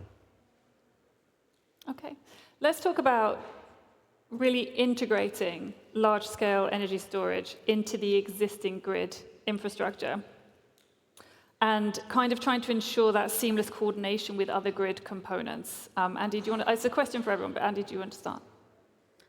Yeah, so again, EWEC as a system operator, so we understand the economics of our grid, the way that plant is dispatched on an economic basis. Again, I mentioned ancillary services a few times, but the way that we would look at a battery is a way of saving fuel for the provision of ancillary services from other sources, so generally other gas turbine plant that would normally be running or be in some sort of backup mode to provide those services. A battery is ideal for the provision of those services because it can do so from a standing start in literally milliseconds. So, you know, it's perfect for assisting the operability of the network. So it's ideal for the system operator. And again, our system operator isn't there to trade energy. He's really just there for the operability. I think, you know, again, depends a lot on economics of the battery and the tariffs that we receive on the first bid, but it may be that we see other projects that come through simply to stabilize the network as we get more and more introduction of renewable energy, particularly solar. I always give the example of the sort of the perfect storm at the end of the day, sort of 5:30, 6 o'clock in the evening. We've got all of this solar energy that's all coming off, falling in generation simply because of the sun setting, and we have to pick that up with real energy. We will always have those gas turbines or other sources of energy on standby, ready to pick up that predicted reduction in solar energy. If a gas turbine fails to start or can't pick up load or something like that, then it will be the job of the battery to pick up and give you that security. Mm. And Matthew, what about in the UK? Yeah, so in the UK, there's a bit of a misunderstanding of how batteries actually work, and I think that gap will be plugged with data, operational data. But the way in which policy and regulation runs in the UK, you have the distribution companies, you have National Grid, which is split into different departments, which look after different things, policy and the actual infrastructure. And they accept projects at distribution level and transmission, and the interface is quite an interesting world at the moment. What that is leading to is a misconception that a battery comes online, it has an import-export connection. It's in an area that has lots of renewable generation, which are export assets. At the moment, it's being layered on top, the BESS is being layered on top, and that kind of crashes the design model and the engineering behind how the grid actually operates. But in actuality, if all of the renewables are at full export, it means that pricing theoretically is going to be pretty cheap. And so the chances of your battery then wanting to export at the same time is very low. And so there just needs to be a bit more of an operational development in terms of National Grid taking our data, understanding how it works, actually on the system rather than just modelling it on paper, which is also leading to a lot of reform on required infrastructure works that on paper look like they're needed, but actually if you use the system properly and use the batteries efficiently, they can actually help the system. There are other issues of inertia that are showing their faces. Coal and gas comes offline, but that's kind of I guess the second bounce of the ball. I'll expand on that as well, just partly in terms of the technology components such as the key items such as the PCS. You know, we've seen most of these kind of renewable assets being grid following, and in the coming years when the grid infrastructure is now changing, becoming more weaker, we are needing to utilize these items in a more grid forming fashion and more as a stability aspect. And as we've seen, you know, a large amount of solar has already been adopted, and now we're looking at, you know, quite large scales of gigawatt scale energy storage. So the standards are changing, and items such as, you know, grid forming components are required. Now, obviously, the expansion on what does that grid forming really mean, how does that tolerate, and how does that function in the right fashion for that specific grid, as the fluctuations start occurring and grids become, you know, weaker year on year. Well, it feels appropriate to end with a question about the future, which I'm no doubt sure we will see. Thank you, gentlemen. We've run out of time. Thank you very much for listening. Thank you to our guests. Thank you.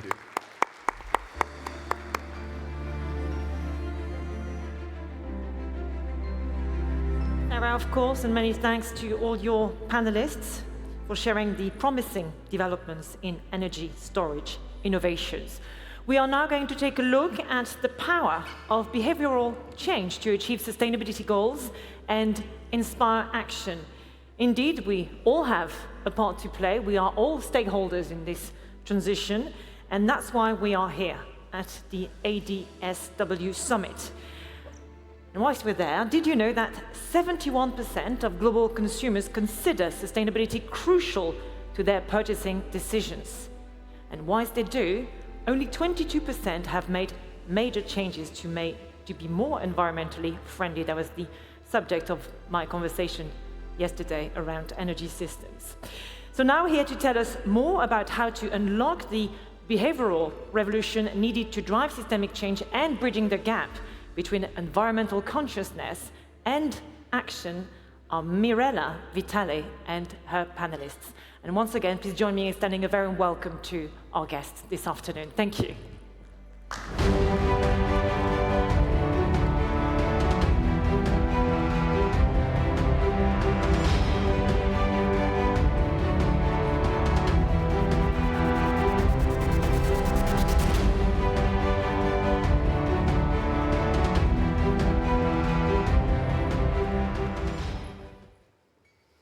Good afternoon, everybody. I'm Mirella Vitale, the Chief Marketing Officer of the Rockwell Group, and I'm here with my panel, Aisha El-Khatbi, who's the Director of Planning and Performance Management at the Abu Dhabi Environmental Agency, Anna Sobadal, who's President and CEO of Equinor, Fiona Morgan, Chief Purpose Officer at SailGP, Patricia Bubna, who's founder and CEO at Orbillion Bio, and Dr. Uma Valetti, who's the founder and CEO at Upside Foods. So we have a very interesting topic, so we're going to dive right into it. But we're talking about the green domino effect and how behaviors and actions of influencers, individuals, whether they're governments or corporations, can actually create this ripple effect and improve and drive sustainable development in society. But we all know that some fundamentals need to be in place before consumers can actually act. And one of these big topics that has been here over the past 2 days is the energy transition. So I'm actually going to direct my first question to you, Anas. We all know that energy transition plays a fundamental role, but it's not without challenges. There's costs, there's a need for incentives, regulation, grid connections that are missing. We've heard that a lot over the last 2 days. So from the perspectives of an energy producer, how do you assess this transformation and this transition, and what incentives are working out there? Well, it's a big question, a difficult question, because I think when you talk about the energy transition, it moves at different paces in different parts of the world, different pace between different technologies as well. So there's not one speed for the energy transition. We are the largest energy provider to Europe. We are a Norwegian company providing Europe with a lot of energy, oil, gas, and renewables. So my perspectives are a little bit kind of European on this. But what we see is a large speed on electricity, solar, wind, both onshore and offshore, while the decarbonization of the heavy industry goes a little bit slower, like hydrogen, carbon capture and storage. So you will see there is a varying speed, and I think governments struggle finding the right balance between sustainability, energy security, and affordability that they need to do. When it comes to really what's needed now, it's stability, regulatory framework. I have to say, as both oil and gas producer and electricity producer, the regulatory framework for oil and gas is much easier, much more streamlined than the regulatory framework for renewables and low-carbon solutions. So that is what we need to get the domino effect. The domino effect, great. But then I'm going to lead into that to Aisha, because you spoke about policy and governments getting involved and creating those frameworks.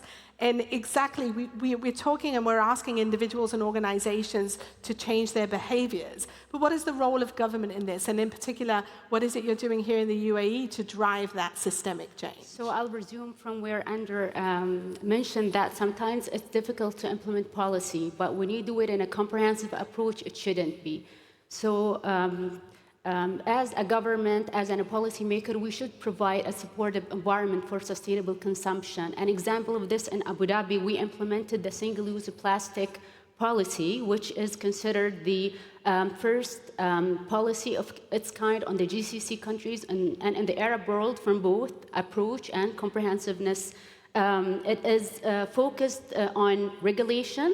It focused also on providing incentives and also running environmental campaigns.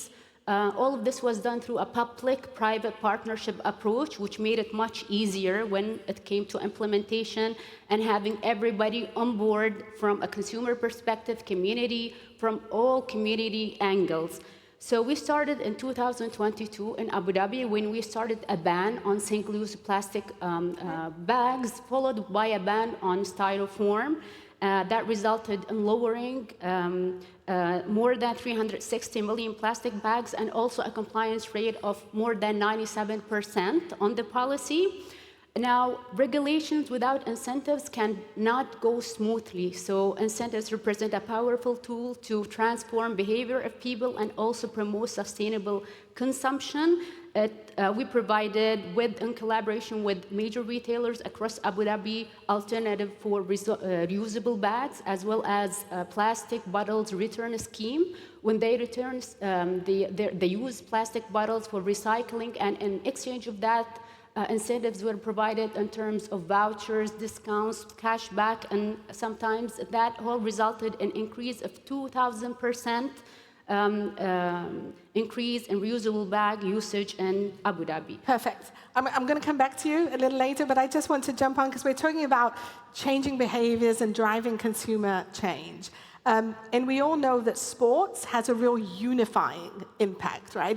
It creates movements. There's a lot of rallying around sports. So Fiona, what is it that you're doing with the sports, and what does your platform drive in order to create some kind of a movement for sustainability? Yeah, so I'm from SailGP, which is like Formula One on the water, but our boats are powered by nature. So we very much are authentic and believe that we are a sustainable kind of ambassadors and platform for the world. I think sport is a business. It's also, everyone's passionate and tribal, but it's a business. So actually, sport as a business has a huge power. It's got a growing business. It's got $1 billion business, and you have 5 billion fans. So I think sport is a great platform that can speak to people in a different way and actually bring sustainability into culture. That's a really good point. And talking about business, Patricia, we've been talking about policies and how policies can drive, systemic change. But of course, there's also business. It's also sustainable for businesses to make money and create impact in society, also creating jobs and new ways of looking at technology. So can you tell us a little bit about how you're working also with the UAE and the MENA region to drive technology, and what is the incentive for working in the region and in other parts of the world? How do you see policy driving your business? Great question, Mirella. And I also want to connect to what you said previously and Fiona, what you said. You said sports unifies people. You know what also unifies people? Food. We all like to share a good dinner with friends and family. So food is a business that causes right now 30% of global greenhouse gas emissions, and we can reduce that.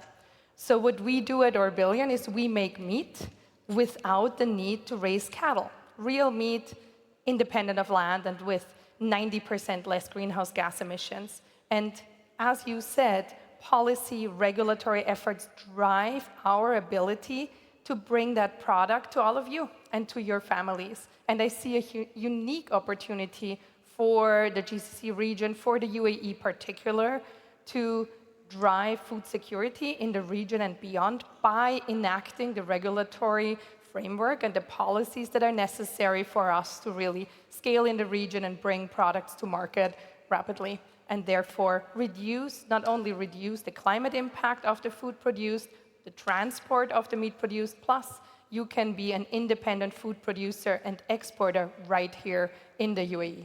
Thank you. Uma, over to you. We heard the MC say that about 71% of consumers believe in sustainable products and they believe that that's the choice they should make, but only about 22% actually act on that choice. Why do you think that is? Is it affordability? Is it convenience? What can you do as a business, because you're also running a business, to drive that change in consumers? Yeah, thank you. This is a green domino question that we're all talking about. The experiences matter. When people say they want to do something, making them move from wanting to do something to actually doing something is the experience. So having those experiences that are really magical, intense, and solving something that people want to solve, I think is a really big deal. So when you talk about sport unifying people, food unifying people, that's what we're doing at Upside Foods. It's an idea that did not even exist in the world 8 years ago. The idea that you can actually bring delicious food to the table, and in this instance, meat, where you can grow meat from cows, chickens, or pigs by using their cells, and take away the downsides of meat production, which could be harm to animals, harm to the environment, harm to our human health. So when we start talking about this and communicating clearly and saying, we're going to bring the world's safest meat to the table, we want to care about our family's health, community's health, and create an incredible economic opportunity along with it, then you're creating industries, you're creating employment, you're creating experiences people can take part in. So I think that's really the green domino effect, and it takes time. In time, we'll win. We just have to continue to be able to put these magical experiences in front of people.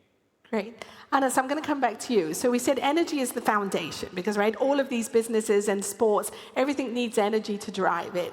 If you could pinpoint, like, the most impactful technological innovation within the energy sector, what would it be, and what would be the conditions that you need to really create a ripple effect, and why not create a wave in the market? Right now, I think one of the key technologies that can really take energy production to the next level, make it safer and more sustainable, is AI. We have worked with digital solutions, machine learning, and now AI for many, many years. We are putting people into the center and saying, how can we use this new technology for people to make better decisions? How can we remove people away from the most serious areas, keeping them safe such that everyone working for us can come safely home every day? How can we prevent incidents to happen? And for instance, failure on machinery, but detecting potential failure before it actually happens. And we're seeing how we can optimize our business, logistics, using less fuel, fewer ships to ship out all the goods we need to run our business. But I think to really be able to scale up this is all about sharing and working together across different technology companies. For instance, the technology companies that develop AI, they have a lot of experience of that. We know how to run an energy business. And if you're combining that knowledge, you are able to kind of really drive results, bottom-end results, safety results, and more sustainable results. Great. So Aisha, when energy companies like Anna says are providing you all this clean energy, efficient energy, then how are you driving education and awareness in society and driving also behavioral change? Because it's, of course, we need to produce more energy, but we need to save, we need to recycle, consume less. So how do you bridge that gap? We're bridging the gap through being closer to the community and to the society. And we've implemented an environment agency, Abu Dhabi, various initiatives to be closer to end users. In 2009, we introduced the Sustainable School Initiative, which basically focused on younger generations, teenagers, children at an early age at their school. When introduced that program, it was recognized by the United Nations Education Program, and it was a leading engagement program on the UAE level. So basically, we encourage school students to monitor their impact on sustainability, their consumption of paper, water, energy, get it recorded on an application, and they are giving a star rating, and the star rating is in exchange rewarded through incentives. We have also online applications which are available 24 hours to all the public. They're free of charge. And they basically encourage, we have Badir, which in Arabic means do it, initiate it. And it basically focuses on promoting green activities like reducing carbon, reducing waste, recycling. So you collect points on the application, and at the end you redeem the points and a partnership across Abu Dhabi. We also have other applications. We have the citizen-signed Saham, which means in Arabic, contribute to the progress of your environment. And so basically it focuses on reporting waste, categorizing waste, put the data into the application. It gets reported to Environment Agency Abu Dhabi. We extract the data, and this data is utilized by our scientists and analysts to produce regulations, policy, and strategies to foster the implementation of more of a consumer support to protect the environment. Great, I'm going to stop you there because I want to come back to, so we've spoken about organizations, businesses, energy producers, government, but then we spoke about sports, but what about the athletes themselves? How can you use athletes to influence and drive change in society? Yeah, athletes are really important and they've got a big responsibility. We were talking earlier, MIT did a study about who is engaging consumers, who are they listening to? And in the 1950s, it was politicians, it was scientists. In the 2020, athletes, 55% of consumers are listening to athletes over scientists and politicians. There's a lot in there to discuss, but it just shows how powerful athletes are, but they need to use their voice for good and they need to be educated. So at SailGP, and Morella actually is a sponsor of one of our boats at SailGP, so knows exactly what we do. We take it very seriously about how our athletes act. So we were the first sport in the world 4 years ago to have 2 trophies. So we have one for sailing, and we have one for the planet. So it's called the Impact League. And it was using behavioral science. So we know that you have to incentivize good behavior. You have to make it cool, you have to make it fun and engaging. And you have to educate people as they're doing it, because they don't know what they're doing. It's a minefield. You know, it's quite difficult sometimes to know what's more sustainable, you know, a bottle over a can, or so it's really the education piece. So we have a league where athletes get kind of audited. They get scores on their sustainability behavior, social and environmental, and there's a prize at the end. And the athletes really want to win. Morella's Danish team won in year 2, and it's as important sometimes as winning on the water. And that behavior is these athletes are then engaging our fans. They're talking to their fans about what they're doing, how they're traveling, what they're eating. And actually that makes it cool and relevant and like relatable to the fan that's just there watching a sporting event. Thank you, Fiona. She kindly avoided saying that we came last in season 1. And second this year, but you did win. You did win, everyone. We did win. We had a comeback. But Patricia, so we're saying, you know, governments are doing what they need to do, energy companies are doing what they need to do, sports, athletes, influencers. So where are the barriers? So I think for cultivated meat itself and for it to be part of that green domino effect, what we need besides the regulatory framework is really scalability, meaning having product in the market that customers can buy, having it be tasty so that consumers want to eat it. And also for us as a B2B company, we work with big food companies that bring products to the market. In general, it needs to be easy for people to have a more sustainable choice. Companies can do that by adding products like cultivated meat to their products, making the choice easy. The second important thing there is to be able to get to a price point that the customer is willing to pay.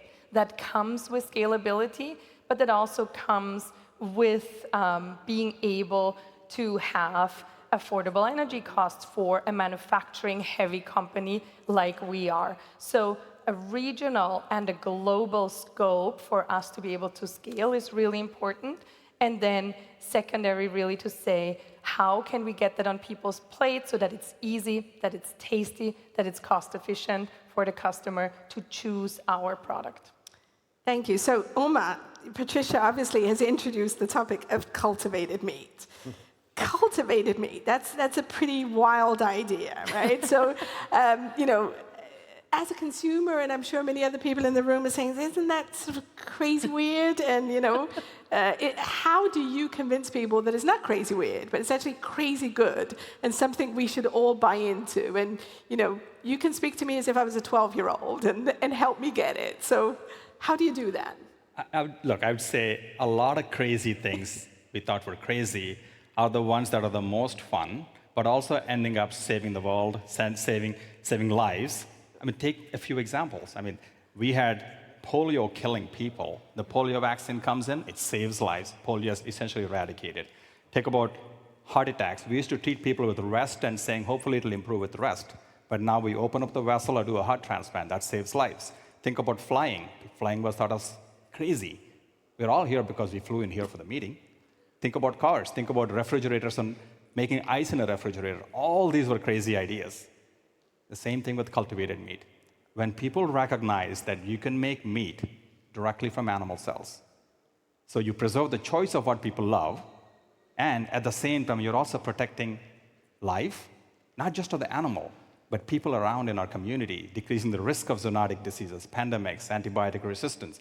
The benefits just add up. So that craziness of that idea, in order to become real, has to be coupled with some phenomenal experiences. And I'll leave you with one thing. We just had the world's most followed person. I won't name that yet, but he came and tasted the meat that we were serving.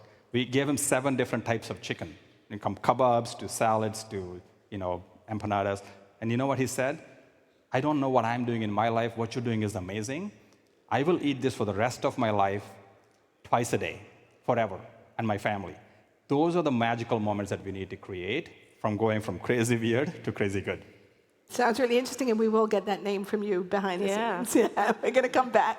But to wrap up, I'm going to go in order of seating now, just a quick one-liner. But just tell me, we have all these ideas, whether they're crazy or super serious or traditional, etc.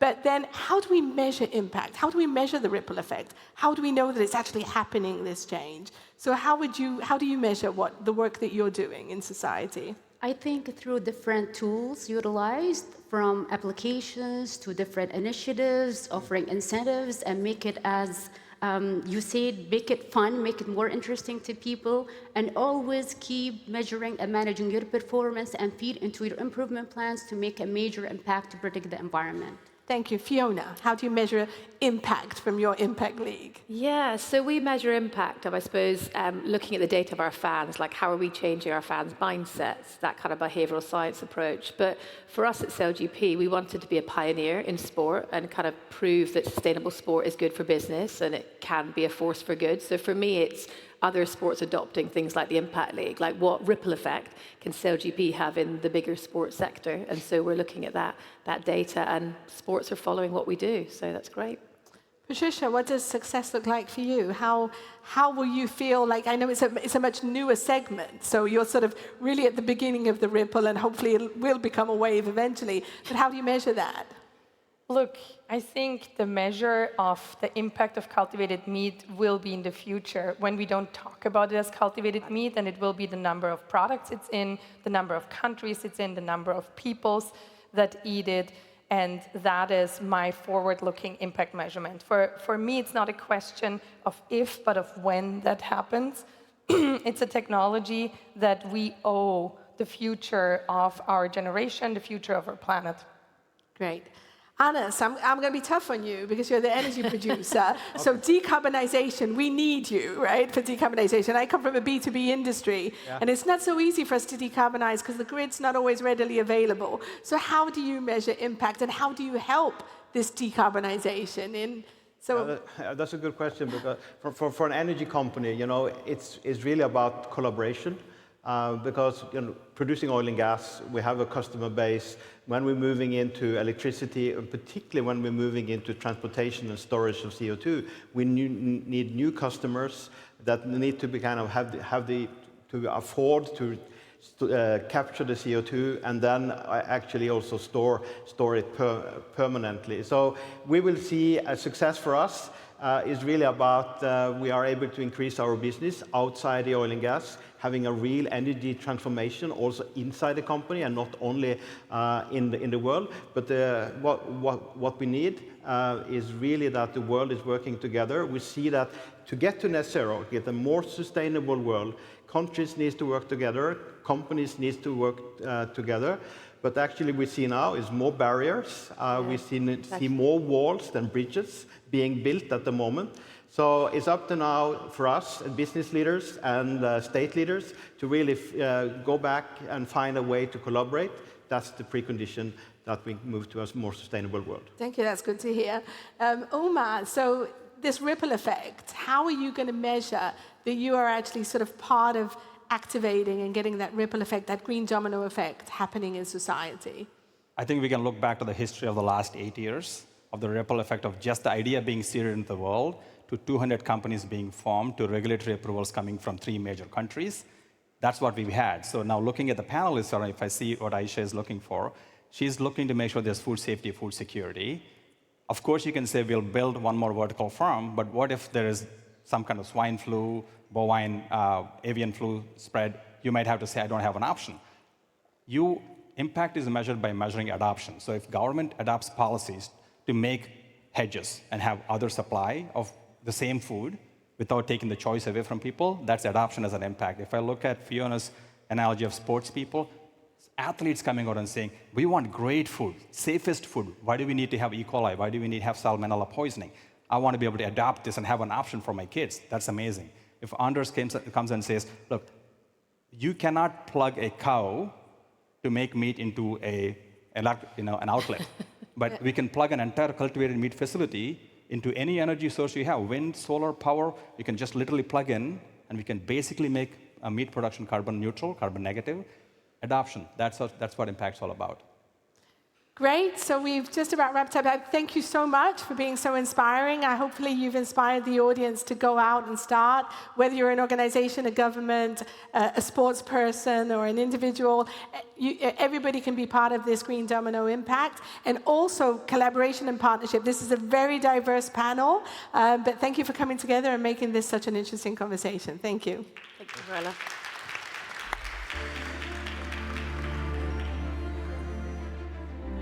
Great discussion, another one this afternoon. From our own actions and behaviors to the role of business in applied for a more sustainable world and economy, we are now going to turn our focus on business and the shift from linear to circular, reshaping supply chains for sustainability. That's the theme of our next discussion. Setting the stage for this talk, this dialogue, we welcome to the stage Ibrahim Al-Zubi, who's Group Chief Sustainability and ESG Officer at ADNOC, followed by a panel discussion featuring sustainability experts and business leaders. Thank you.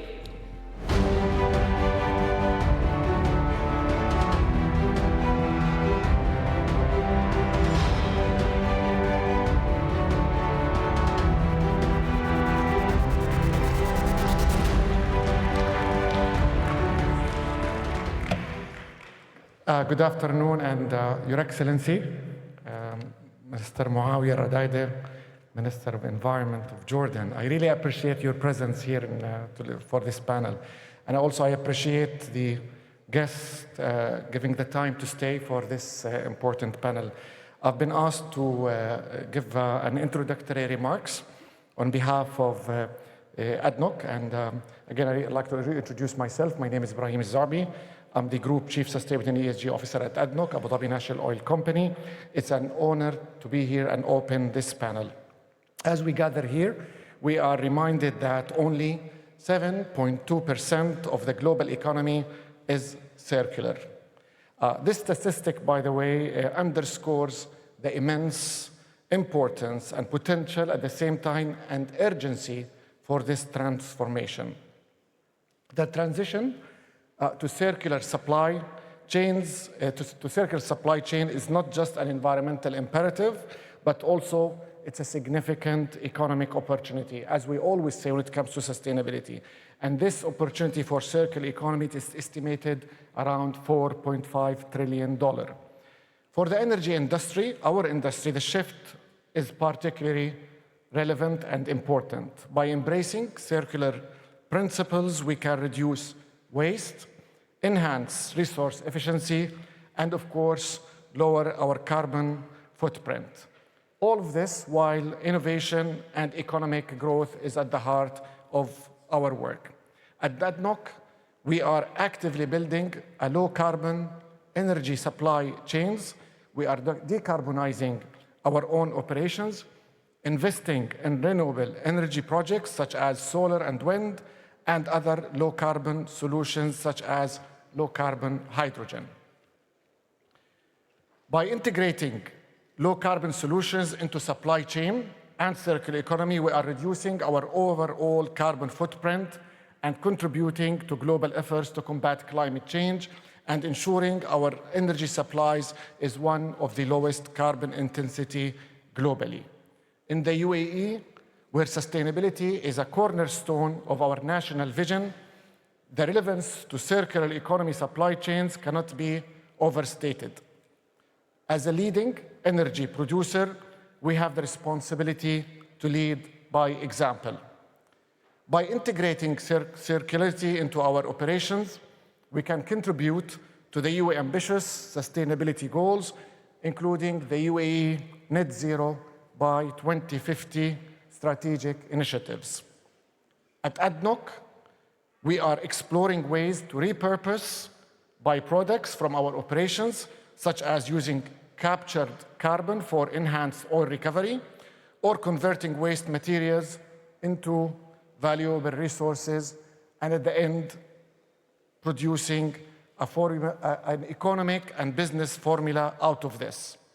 These initiatives not only reduce our environmental impact, but it also creates new business opportunities and strengthen our resilience against our future challenges. Resilient supply chains are the backbone of circular economy. They provide the stability and flexibility needed to transform a linear model into a sustainable, regenerative system. At ADNOC, we are focused on making our local supply chains more resilient. Through ADNOC's in-country value, our ICV program, we are committed to maximizing the value of our resources within the United Arab Emirates, supporting local businesses and ensuring that we create job opportunities. This program, by the way, ensures our supply chains in the UAE are not only sustainable, but also contribute to the socio-economic development of the UAE. We are using circular economy to look at sustainability with a triple bottom line approach: planet, profit, people.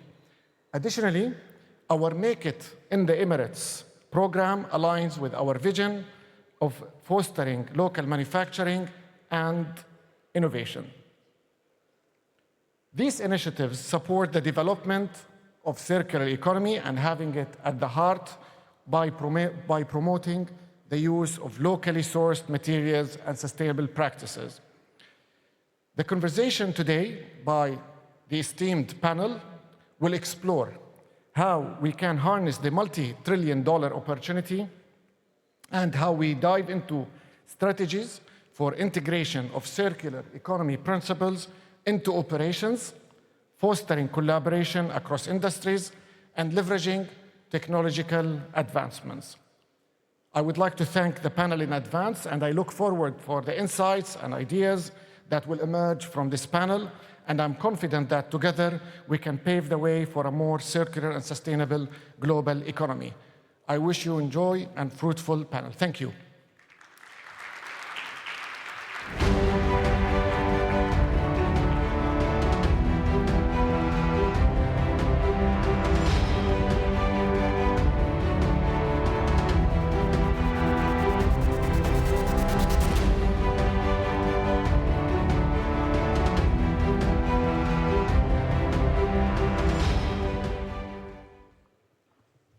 Thank you very much indeed, Mr. Ibrahim Al-Zubi, Group Sustainability and ESG Officer for ADNOC Group. A really fascinating introduction to this topic.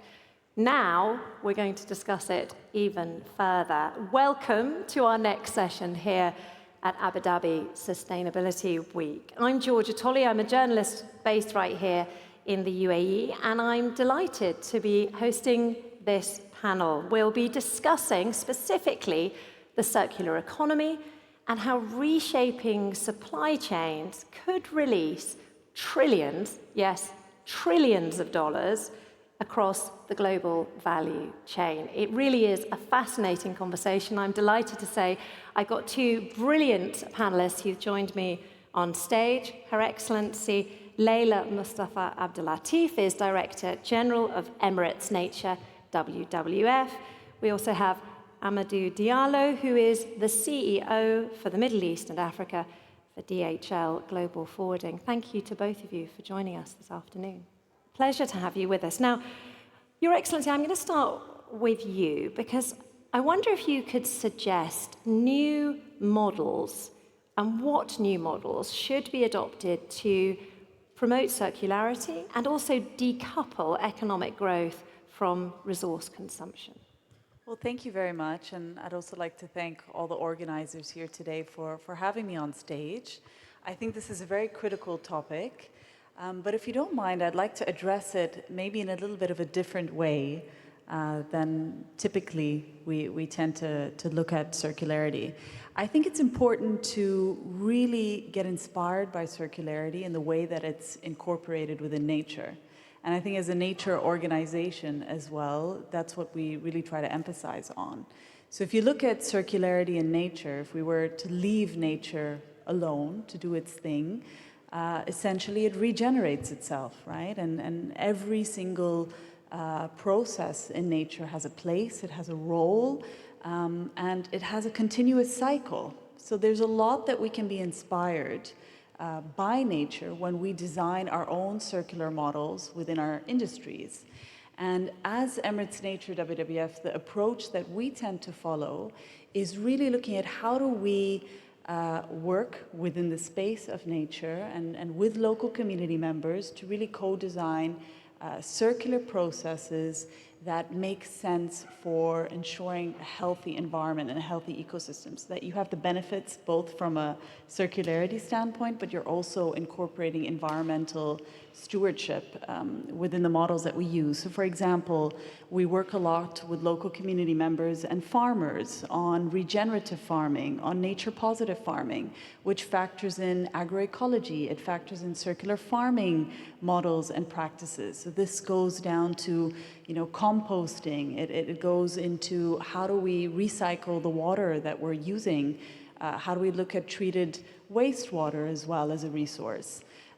If you look at nature-based solutions within the ecotourism space, for example, similar, we try to look at a circular model within that space that incorporates renewable energy, that incorporates waste models, that really integrates then both that environmental sustainability angle along with the more standard circular economy models that you would typically see within different industries.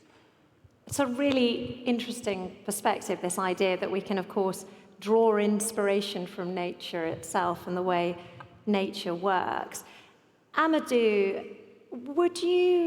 how would you suggest both countries and, of course, corporates could actually promote circularity and decouple that economic growth from resource consumptions, which is what we see so much of at the moment? Also, thanks also for having me here. I will not just talk on behalf of DHL, I also will talk on behalf of people that come from villages in the south. Yeah? Circularity is now something that is very much upbeat.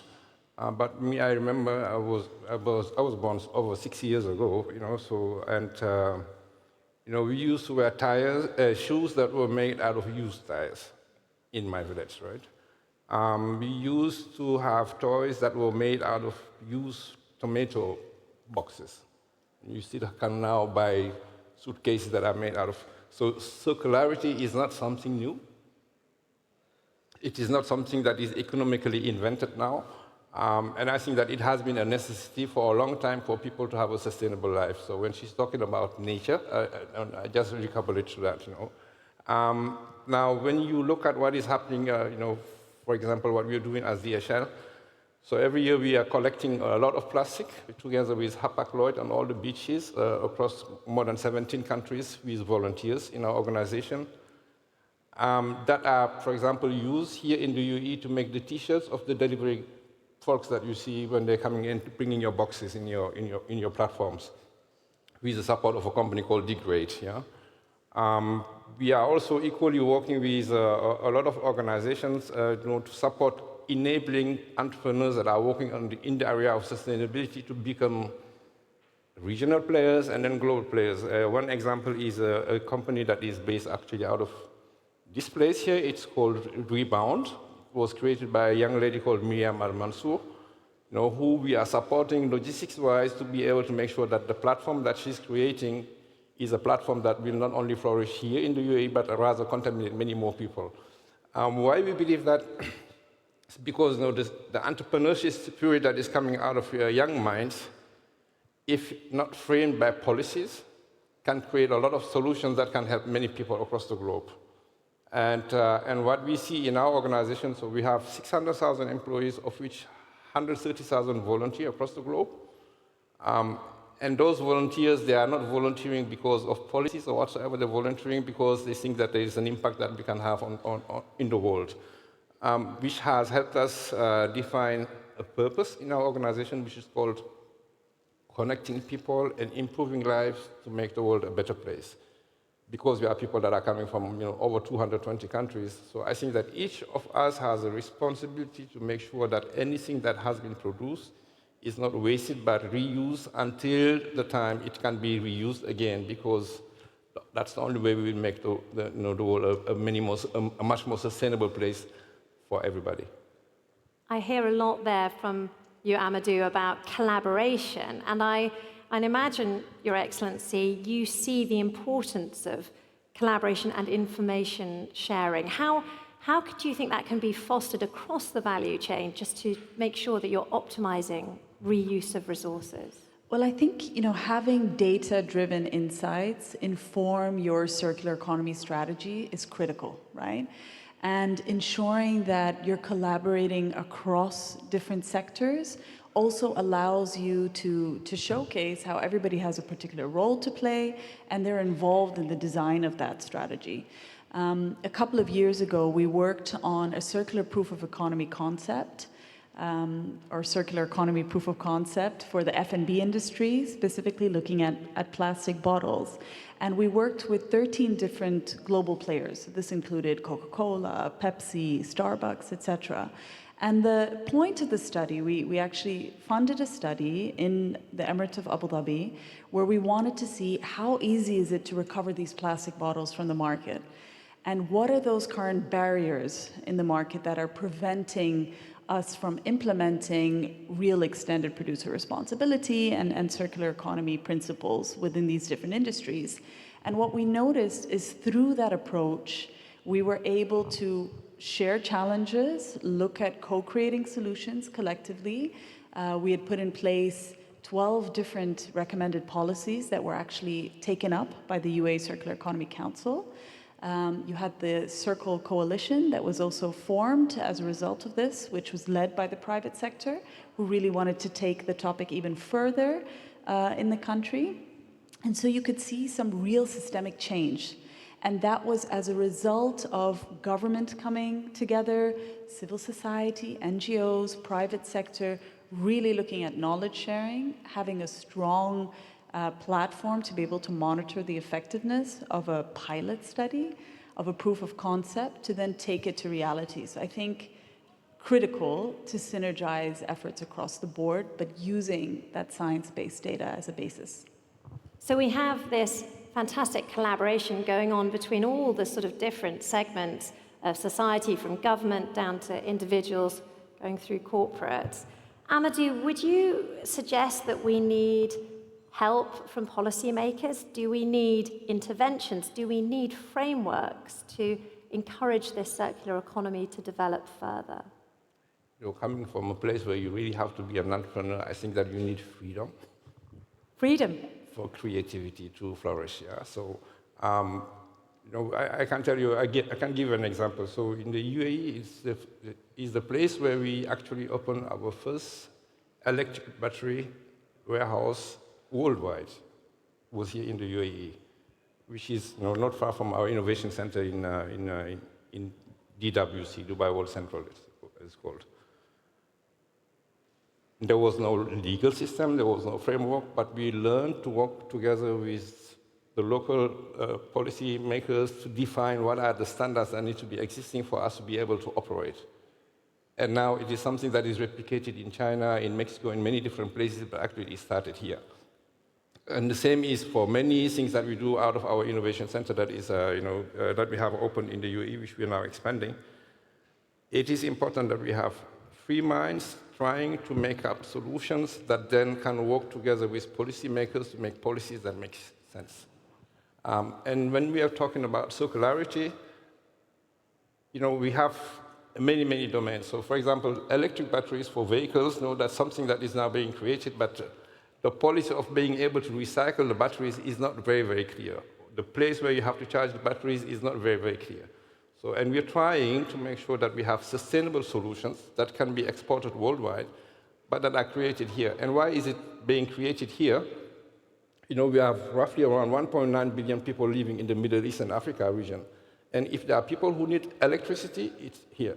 If there are people who need substantial living material, it is in that region. So we are better placed to be able to invent solutions that will make sure that our people will be included in a better world than to let it be invented by people who are making policies in many different countries. We respect them all because we know that they're very creative. But I think that the people in need, when knowledgeable, then they can create a lot of solutions that can be sustainable and good for everybody else. I only have about 2 minutes to go with both of you, and I'd like to sort of end on a quick-fire final question, if that's okay. We discovered that this circular economy has this potential to be a multi-trillion-dollar industry.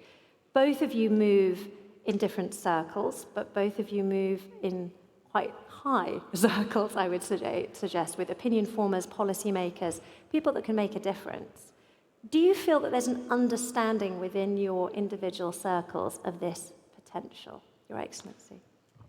I think there's definitely an understanding and it's growing, but there needs to be more investment and resources towards really educating the wider group of individuals and industries that it's not that complicated to introduce. It's part of our natural environment, right? We just need to be inspired by other industry champions like we have here and see how do you implement it relatively simply within your own strategic long-term plan.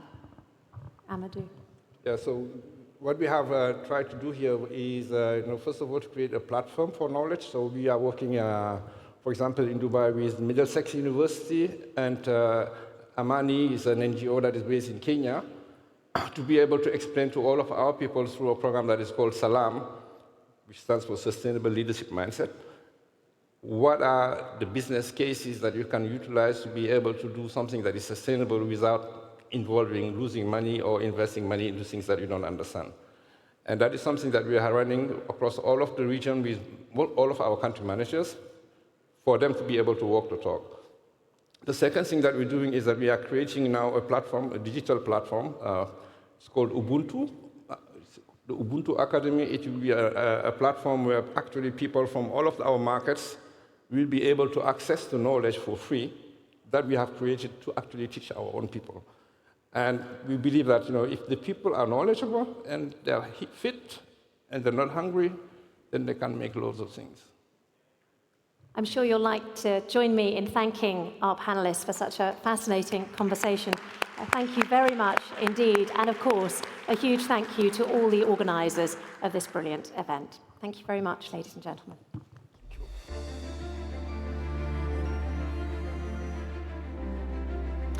Thank you, Georgia. Thank you, Leila. Thank you, everyone, for being with us this afternoon. It's now time to welcome our last, but certainly not least, panel of the Abu Dhabi Sustainability Week Summit 2025. It's titled Climate Tech and Emerging Economies, Accelerating Green Technologies from the Global South. And during this discussion, we'll explore how to accelerate the transition in emerging economies. And here's the paradox. Emerging economies represent 80% of the global population. They deploy renewable energy solutions 60% faster than developed nations.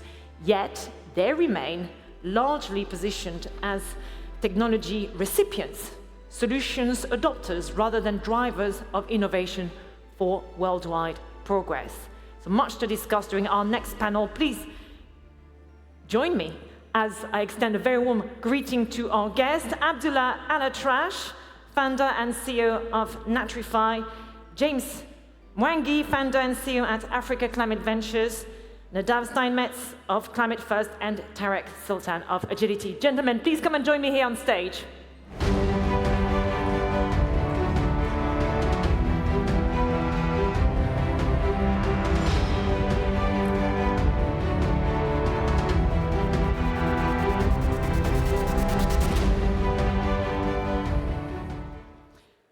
Thank you very much, everyone, for joining us this afternoon. Another proper introduction this time. Abdullah Alatrash, you are the founder and CEO of Natrify. Thank you for joining us this afternoon. James Wangi, you are the founder and CEO at Africa Climate Ventures. Equally happy to have you with us this afternoon. Nadav Steinmetz, managing partner at Climate First. Thank you for being with us. And Tarek Sultan, Vice Chairman at Agility. Many thanks for joining us this afternoon. So I'd like to kickstart this conversation with you, James, to start with. There are undoubtedly, I mentioned it in my introduction, many challenges in developing economies. But on the flip side of the coin, you think that Africa is well positioned to tap into new climate-related business opportunities. And I really like your simple but very efficient tagline at Africa Climate Ventures. You build climate unicorns, very modest indeed, on the continent. So tell us how you go about it. So I think the logic of why we think Africa is uniquely positioned in this moment, and indeed the rest of the global south, is in part the logic of leapfrogs in general, which is that Africa is a laggard in adopting a lot of currently dominant technologies, which are the technologies of the 20th century for the most part, in everything from energy to agriculture and so on and so forth. Now, people tend to think, well, actually then it should follow that Africa will be a laggard in adopting the next wave of technologies. But as we saw with the mobile revolution, that's actually not true. And part of the reason for that is because Africa has been slow to adopt high emissions-based technologies, those are still relatively expensive. And so if you can bring a solution that's cleaner, greener, you may actually find that there is a lower green premium in Africa relative to the other solution available. And because of that, you can begin to scale up very quickly. To make this very tangible, let's take the example of fertilizer. One of my favorite investments, one of the things we think is going to take us a long way, is a business that's making organic fertilizer based on biochar. What that does is it moves fertilizer, which is one of the biggest drivers of global emissions, and turns it from a net emitting soil input to a net removing soil input. And it seems that we can actually deliver, actually we've demonstrated that we can deliver on the farm at a lower price than currently available chemical fertilizer. So that's a situation where you're delivering something that's cost competitive today. It wouldn't be cost competitive in places with more efficient agricultural value chains, but it is cost competitive in Africa from day one, and it will become more so as you scale up and as people begin to value the climate impact. And that then positions you to have already built up the scale and the potential to grow into other markets. And that's something you can repeat in everything from uses in energy, transportation, and elsewhere, where by building up that early base in a place with a big demographic, so you have the labor force, you have the natural resources, and you have the renewable energy, you can then have a robust base to take on the rest of the world. Thank you very much, James. I'm going to turn to Tarek now for my next question. Tarek, you are the chairman of Agility Global. It's a supply chain company that owns and operates many businesses across 6 continents, mostly in developing markets and in sectors notoriously difficult to decarbonize, like transportation, real estate, etc. Now, your company epitomizes the energy transition conundrum, I think, because you need to future-proof your own operations in light of the existential risk, of course, of climate change, and also seize the commercial opportunities, of course, of the transition. So tell us how your strategy reflects this. So that's a pretty good description of the issues that we're facing as a company. I think one of our businesses is responsible for moving 6% of global trade. That's just one. We are in 5 different businesses, but gives you the scale of the magnitude of the problems or the issues that we face. So each one of our businesses has very detailed plans about how to deal with their own sustainability targets and their issues. One that I would kind of like to focus on is a company called Menzies, which is a global leader in aviation services. Their target for adoption of sustainable aviation fuel is 1% by 2030. What I want to impress upon the audience is that it's going to take us from now until 2030 to get to 1%. It gives you kind of an appreciation for how big this problem is and how big the opportunities are. We also invest quite actively in startups and technologies that we believe will play part of the energy transmission. One example is a company that makes a generator that's printed from a 3D printer. The generator uses 23 different types of fuel at the same time. So it can use green fuels, it can use hydrocarbons, and it can do so very efficiently. These sorts of technologies, we think, are going to be part of the solution that's required. So what we do is we invest in these companies and we help bring these opportunities to our global customer base. And that's kind of a way that we as a company play in this area. I would mention two other things that are very important. As a company that's doing business in over 100 countries, the emerging markets are going to be responsible for maybe 85% of future electricity generation requirements. If you take Abu Dhabi, for example, I've heard whispers of a project that is a 40 gigawatt project. I mean, just to put it in perspective, the nuclear facility here is, I think, is 4 gigawatts or 5 gigawatts. And they're talking about one project that would be 10 times that size. The nuclear project was a $40 or $50 billion project. So this gives you the magnitude of the opportunity and the challenges that we face. And the big issue is, how do we actually keep up with the demand that's going to be coming from the emerging markets? That's, I think, a far more important issue than how do we address it sustainably? How do we address it at all, let alone sustainably? The last thing I would say is that I think it's very important that we work with these different technology partners before they, almost before they become successful or mainstream, because otherwise they're not going to see the light of day.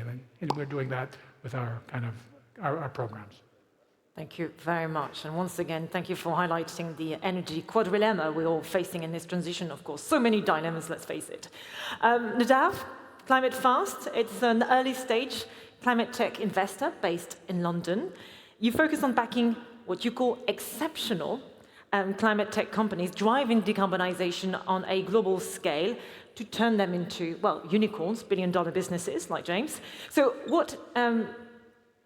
what processes can be implemented to facilitate effective technology transfer and knowledge, that was the theme of our discussion, of course, from developed nations to emerging markets?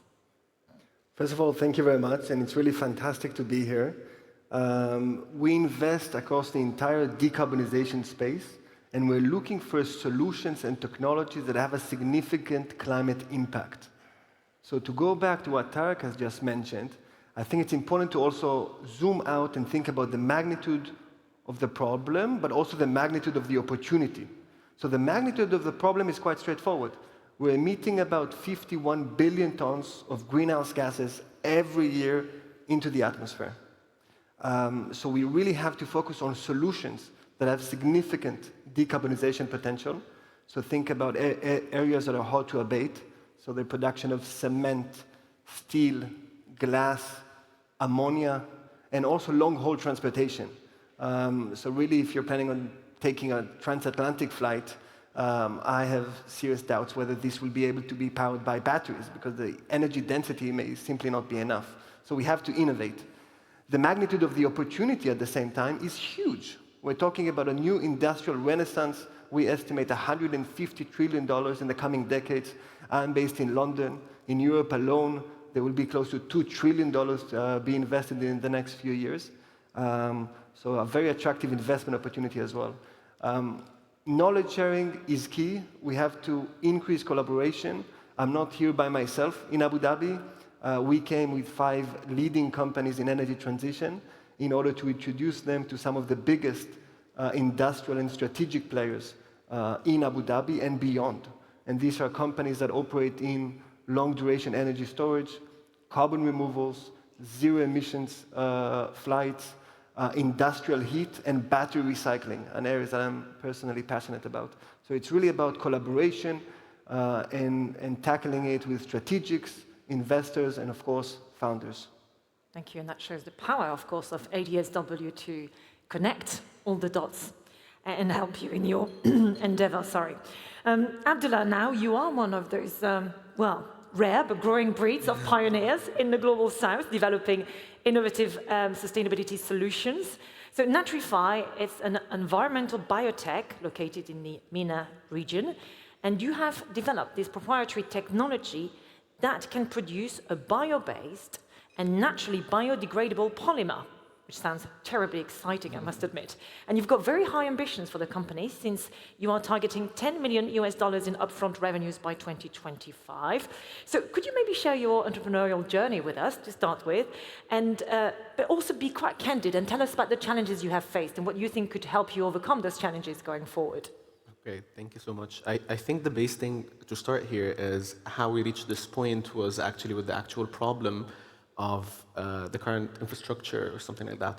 When you look at how the products are designed or the sustainable solutions are designed around the plastic issue, is we have this demonic representation of plastics as this enemy and this very bad product that no one, that we should all move away from. And because of that, when you look at all of the solutions that existed or that kind of arise in the market, they always address the sustainability issue. And they don't look at the current infrastructures, the billions of dollars infrastructures that has been investment, the trillion-dollar industry that's contributing to so many economies. And that's actually where we started here from. It's that this is a very efficient product. This is a product that has helped so much of the current logistics that we were able to do. This is a very lightweighted product. It's a very cost-effective product here. So what's the core issue here? It's only the raw material. How this product was made was the issue, not the product itself. And we started from this point. Okay, so how can we produce the same efficient product here, the same cost efficiency side, but kind of use a more sustainable raw material side that takes into consideration the individual economies that operate here. So what's available, what's abundant in these kind of countries and all of these areas. And that's how we started addressing the issue, which is how can we create the most sustainable product that can share the same selling price as plastics. And I would say that we were able to successfully do so by just trying to produce this kind of cost-efficient side here. And I think here the base challenge was always, just like you said here, I think we're well positioned because of the side of us being laggers, but that also means that we're laggers when it comes to the technology infrastructure that enables you to produce any new technology, and that transcends in the biotech space. Because essentially we started from Egypt, where the biotech infrastructure is non-existent at all. We have faced a lot of issues over there. In some cases, we had to create our own infrastructures. And I think policy side was also an issue. Not on, I don't believe in policy as a mean to drive products, but as a mean to support existing solutions that happen here. So the base thing here, if we wanted to kind of source materials for our genetic modification process or for our R&D, it was very hard to do so here. So I think it was a very fulfilling journey to do so. And I think right now, whether it's some place like UAE or Saudi or stuff like that, we're very well positioned. And even, by the way, in Kenya and Nigeria, they have very good infrastructures for a lot of technologies to emerge. I think it's a mix between policy and kind of base infrastructures, and then companies go and kind of develop on into those infrastructures. Okay, so a couple more questions before we wrap up. Tarek, you alluded to the huge commercial opportunity, of course, of the transition. But we may not have touched upon another aspect of the benefits under transition. And it's, well, this demographic crisis we're seeing currently in developing nations is clearly not the case in the Global South. And I guess my next question is for you, James. Africa, the youngest continent, of course, in the world, and this stat that is well known, but by 2050, 1 in 4 people on the planet will be African. Okay, so clearly an opportunity, but also a challenge to a certain extent, because you have to provide opportunities to that youth, okay? So tell us about the potential of climate tech and of the transition to address what could become a societal problem, but it's also this great opportunity. Yes, well, and this is where we actually got started, was the question of how do you attract capital to Africa, which has historically not been a particularly attractive space, hasn't been necessarily the most competitive destination for capital. And our argument was, actually climate tech presents that opportunity, because Africa's combination of demographic assets, which you just talked about, geography and natural resources, some of that is quite obvious, and just the untapped renewable energy, means that for some of these newer sectors where there isn't that established effect, right? If you're trying to get into the internal combustion engine automotive industry, you can't compete with the big established hubs that already exist. But actually, if you're looking at new manufacturing, those advantages are less pronounced, and some of the advantages of proximity, cheaper energy in the long term, if we can get investment into the energy systems, and that readily available labor force really come to the fore. So the way I shorten it is there's a very simplistic way of thinking about the way that big chunks of the world have moved out of poverty. You could simplify China's journey as being driven by turning its rural peasant farmer population into the world's industrial workforce. You could similarly oversimplify India's journey as being one of repeating the same trick but creating the world's knowledge workforce in tech, in business process outsourcing, and so on. As we think about the new industrial sectors that need to be created in climate tech and in other parts of everything from carbon removal to new forms of production, you could argue Africa's pathway is in building the world's climate workforce. And that requires a new set of skills.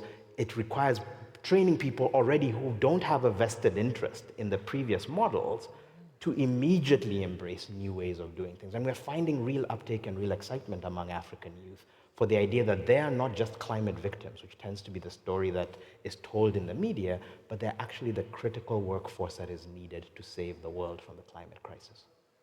Workforce leapfrogging, to a certain extent. Indeed. Africa is obviously famous for that. Tarek, now, very quickly, the role of technology in supply chains in particular.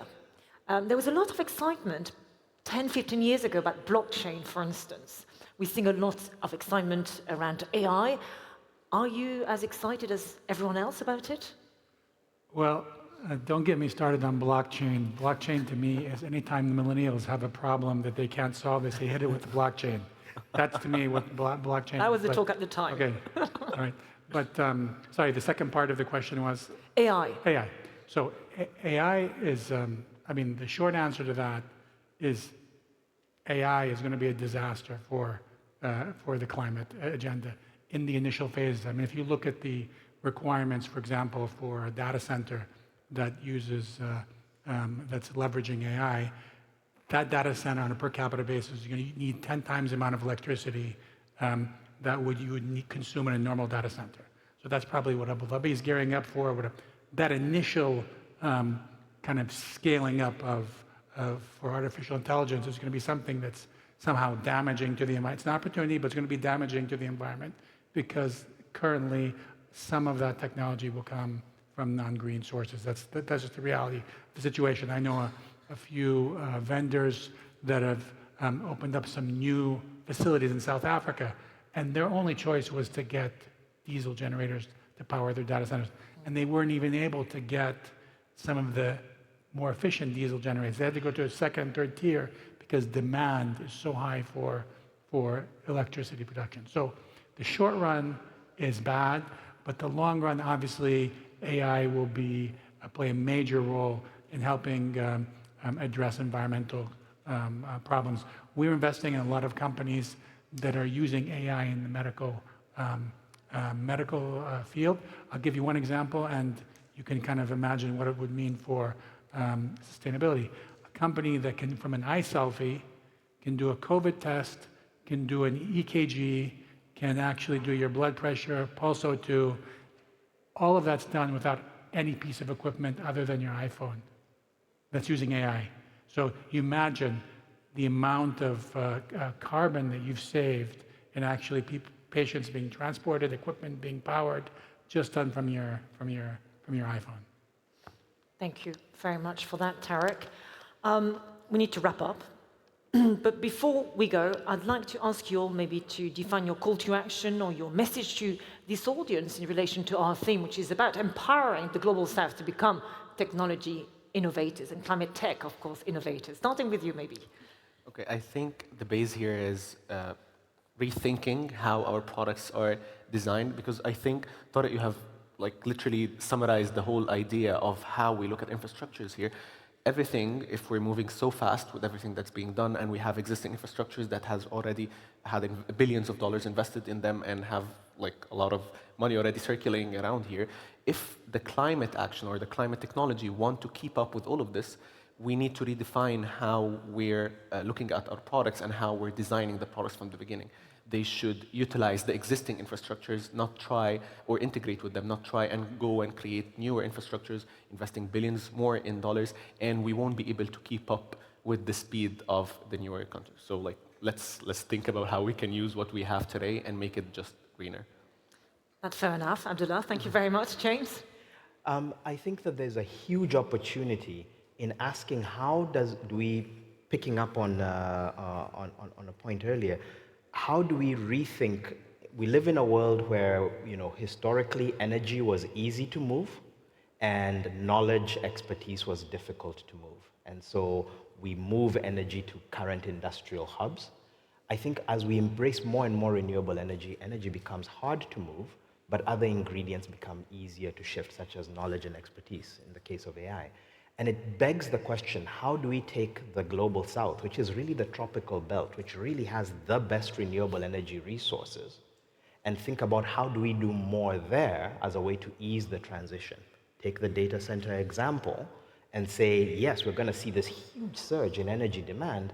I'm sitting in a country, Kenya, with 4 gigawatts of power on our grid, but 10 gigawatts of proven geothermal untapped, another couple of 100 gigawatts of solar and untapped wind, which is just waiting for someone to say, well, we can do these things that are not location sensitive there, much greener and cleaner, without a single new innovation other than where we choose to do these things. And I think that's the big opportunity in how we allocate capital, is ask logically, where is it that we need to solve the fewest big technical problems in order to undertake a green transition and begin to invest in that direction. And your point obviously very much echoes what you shared with us, Abdullah, earlier. Nadav.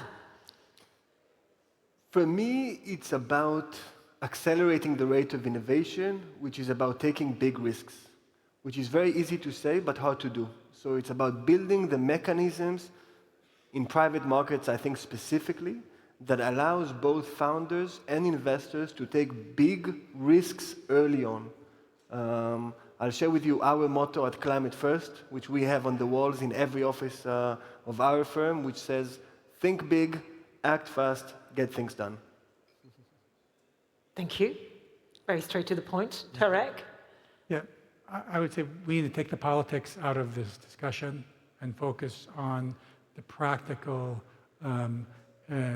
paradigm of actually having to address what's coming in the emerging markets. Emerging markets are empowered because that's where the demand is going to be coming from. Emerging markets are empowered because that's where the solutions are going to be deployed. So, we have to think and come to terms with how we're going to do that. Are we going to do that using old polluting technologies, or are we going to do that with new paradigms? And I think whether we like it or not, the emerging markets are going to be where the action is. Absolutely, and I can feel it actually. I'm really glad we finished today with this panel because I'm feeling energized by the potential of the Global South. Thank you so much, gentlemen, for joining us today and for your brilliant thoughts and for sharing them with us. Thank you. Thank you. What a fantastic way to end day 2 of Abu Dhabi Sustainability Week Summit 2025, our last day, of course. As the anchor event of Abu Dhabi Sustainability Week, the summit's objective is to serve as a nexus, a powerful platform for engaging, inclusive and thought-provoking discussions to supercharge progress. And I'm sure that you'll agree that all the ideas, the examples and innovations we explored throughout the summit really gave us increased clarity on the requirements and progress towards a more sustainable, climate-friendly future. And our hope is that you feel confident and inspired to pursue and accelerate this progress. So thank you very much, I guess, for joining us today. Thank you for your time. Thank you for your attention. We were truly honored to have you with us during this summit at the Nexus of Next. That's it from us, but the conversations, of course, continue. You will pursue them here during the rest of the week and all the exciting events that will be happening here. with many takeaways that you will be able to take home with you. And here on stage tomorrow, the Green Hydrogen Summit. Do not miss it. Esteemed guests, ladies and gentlemen, thank you very much for your attention once again, and enjoy the rest of your day. Thank you.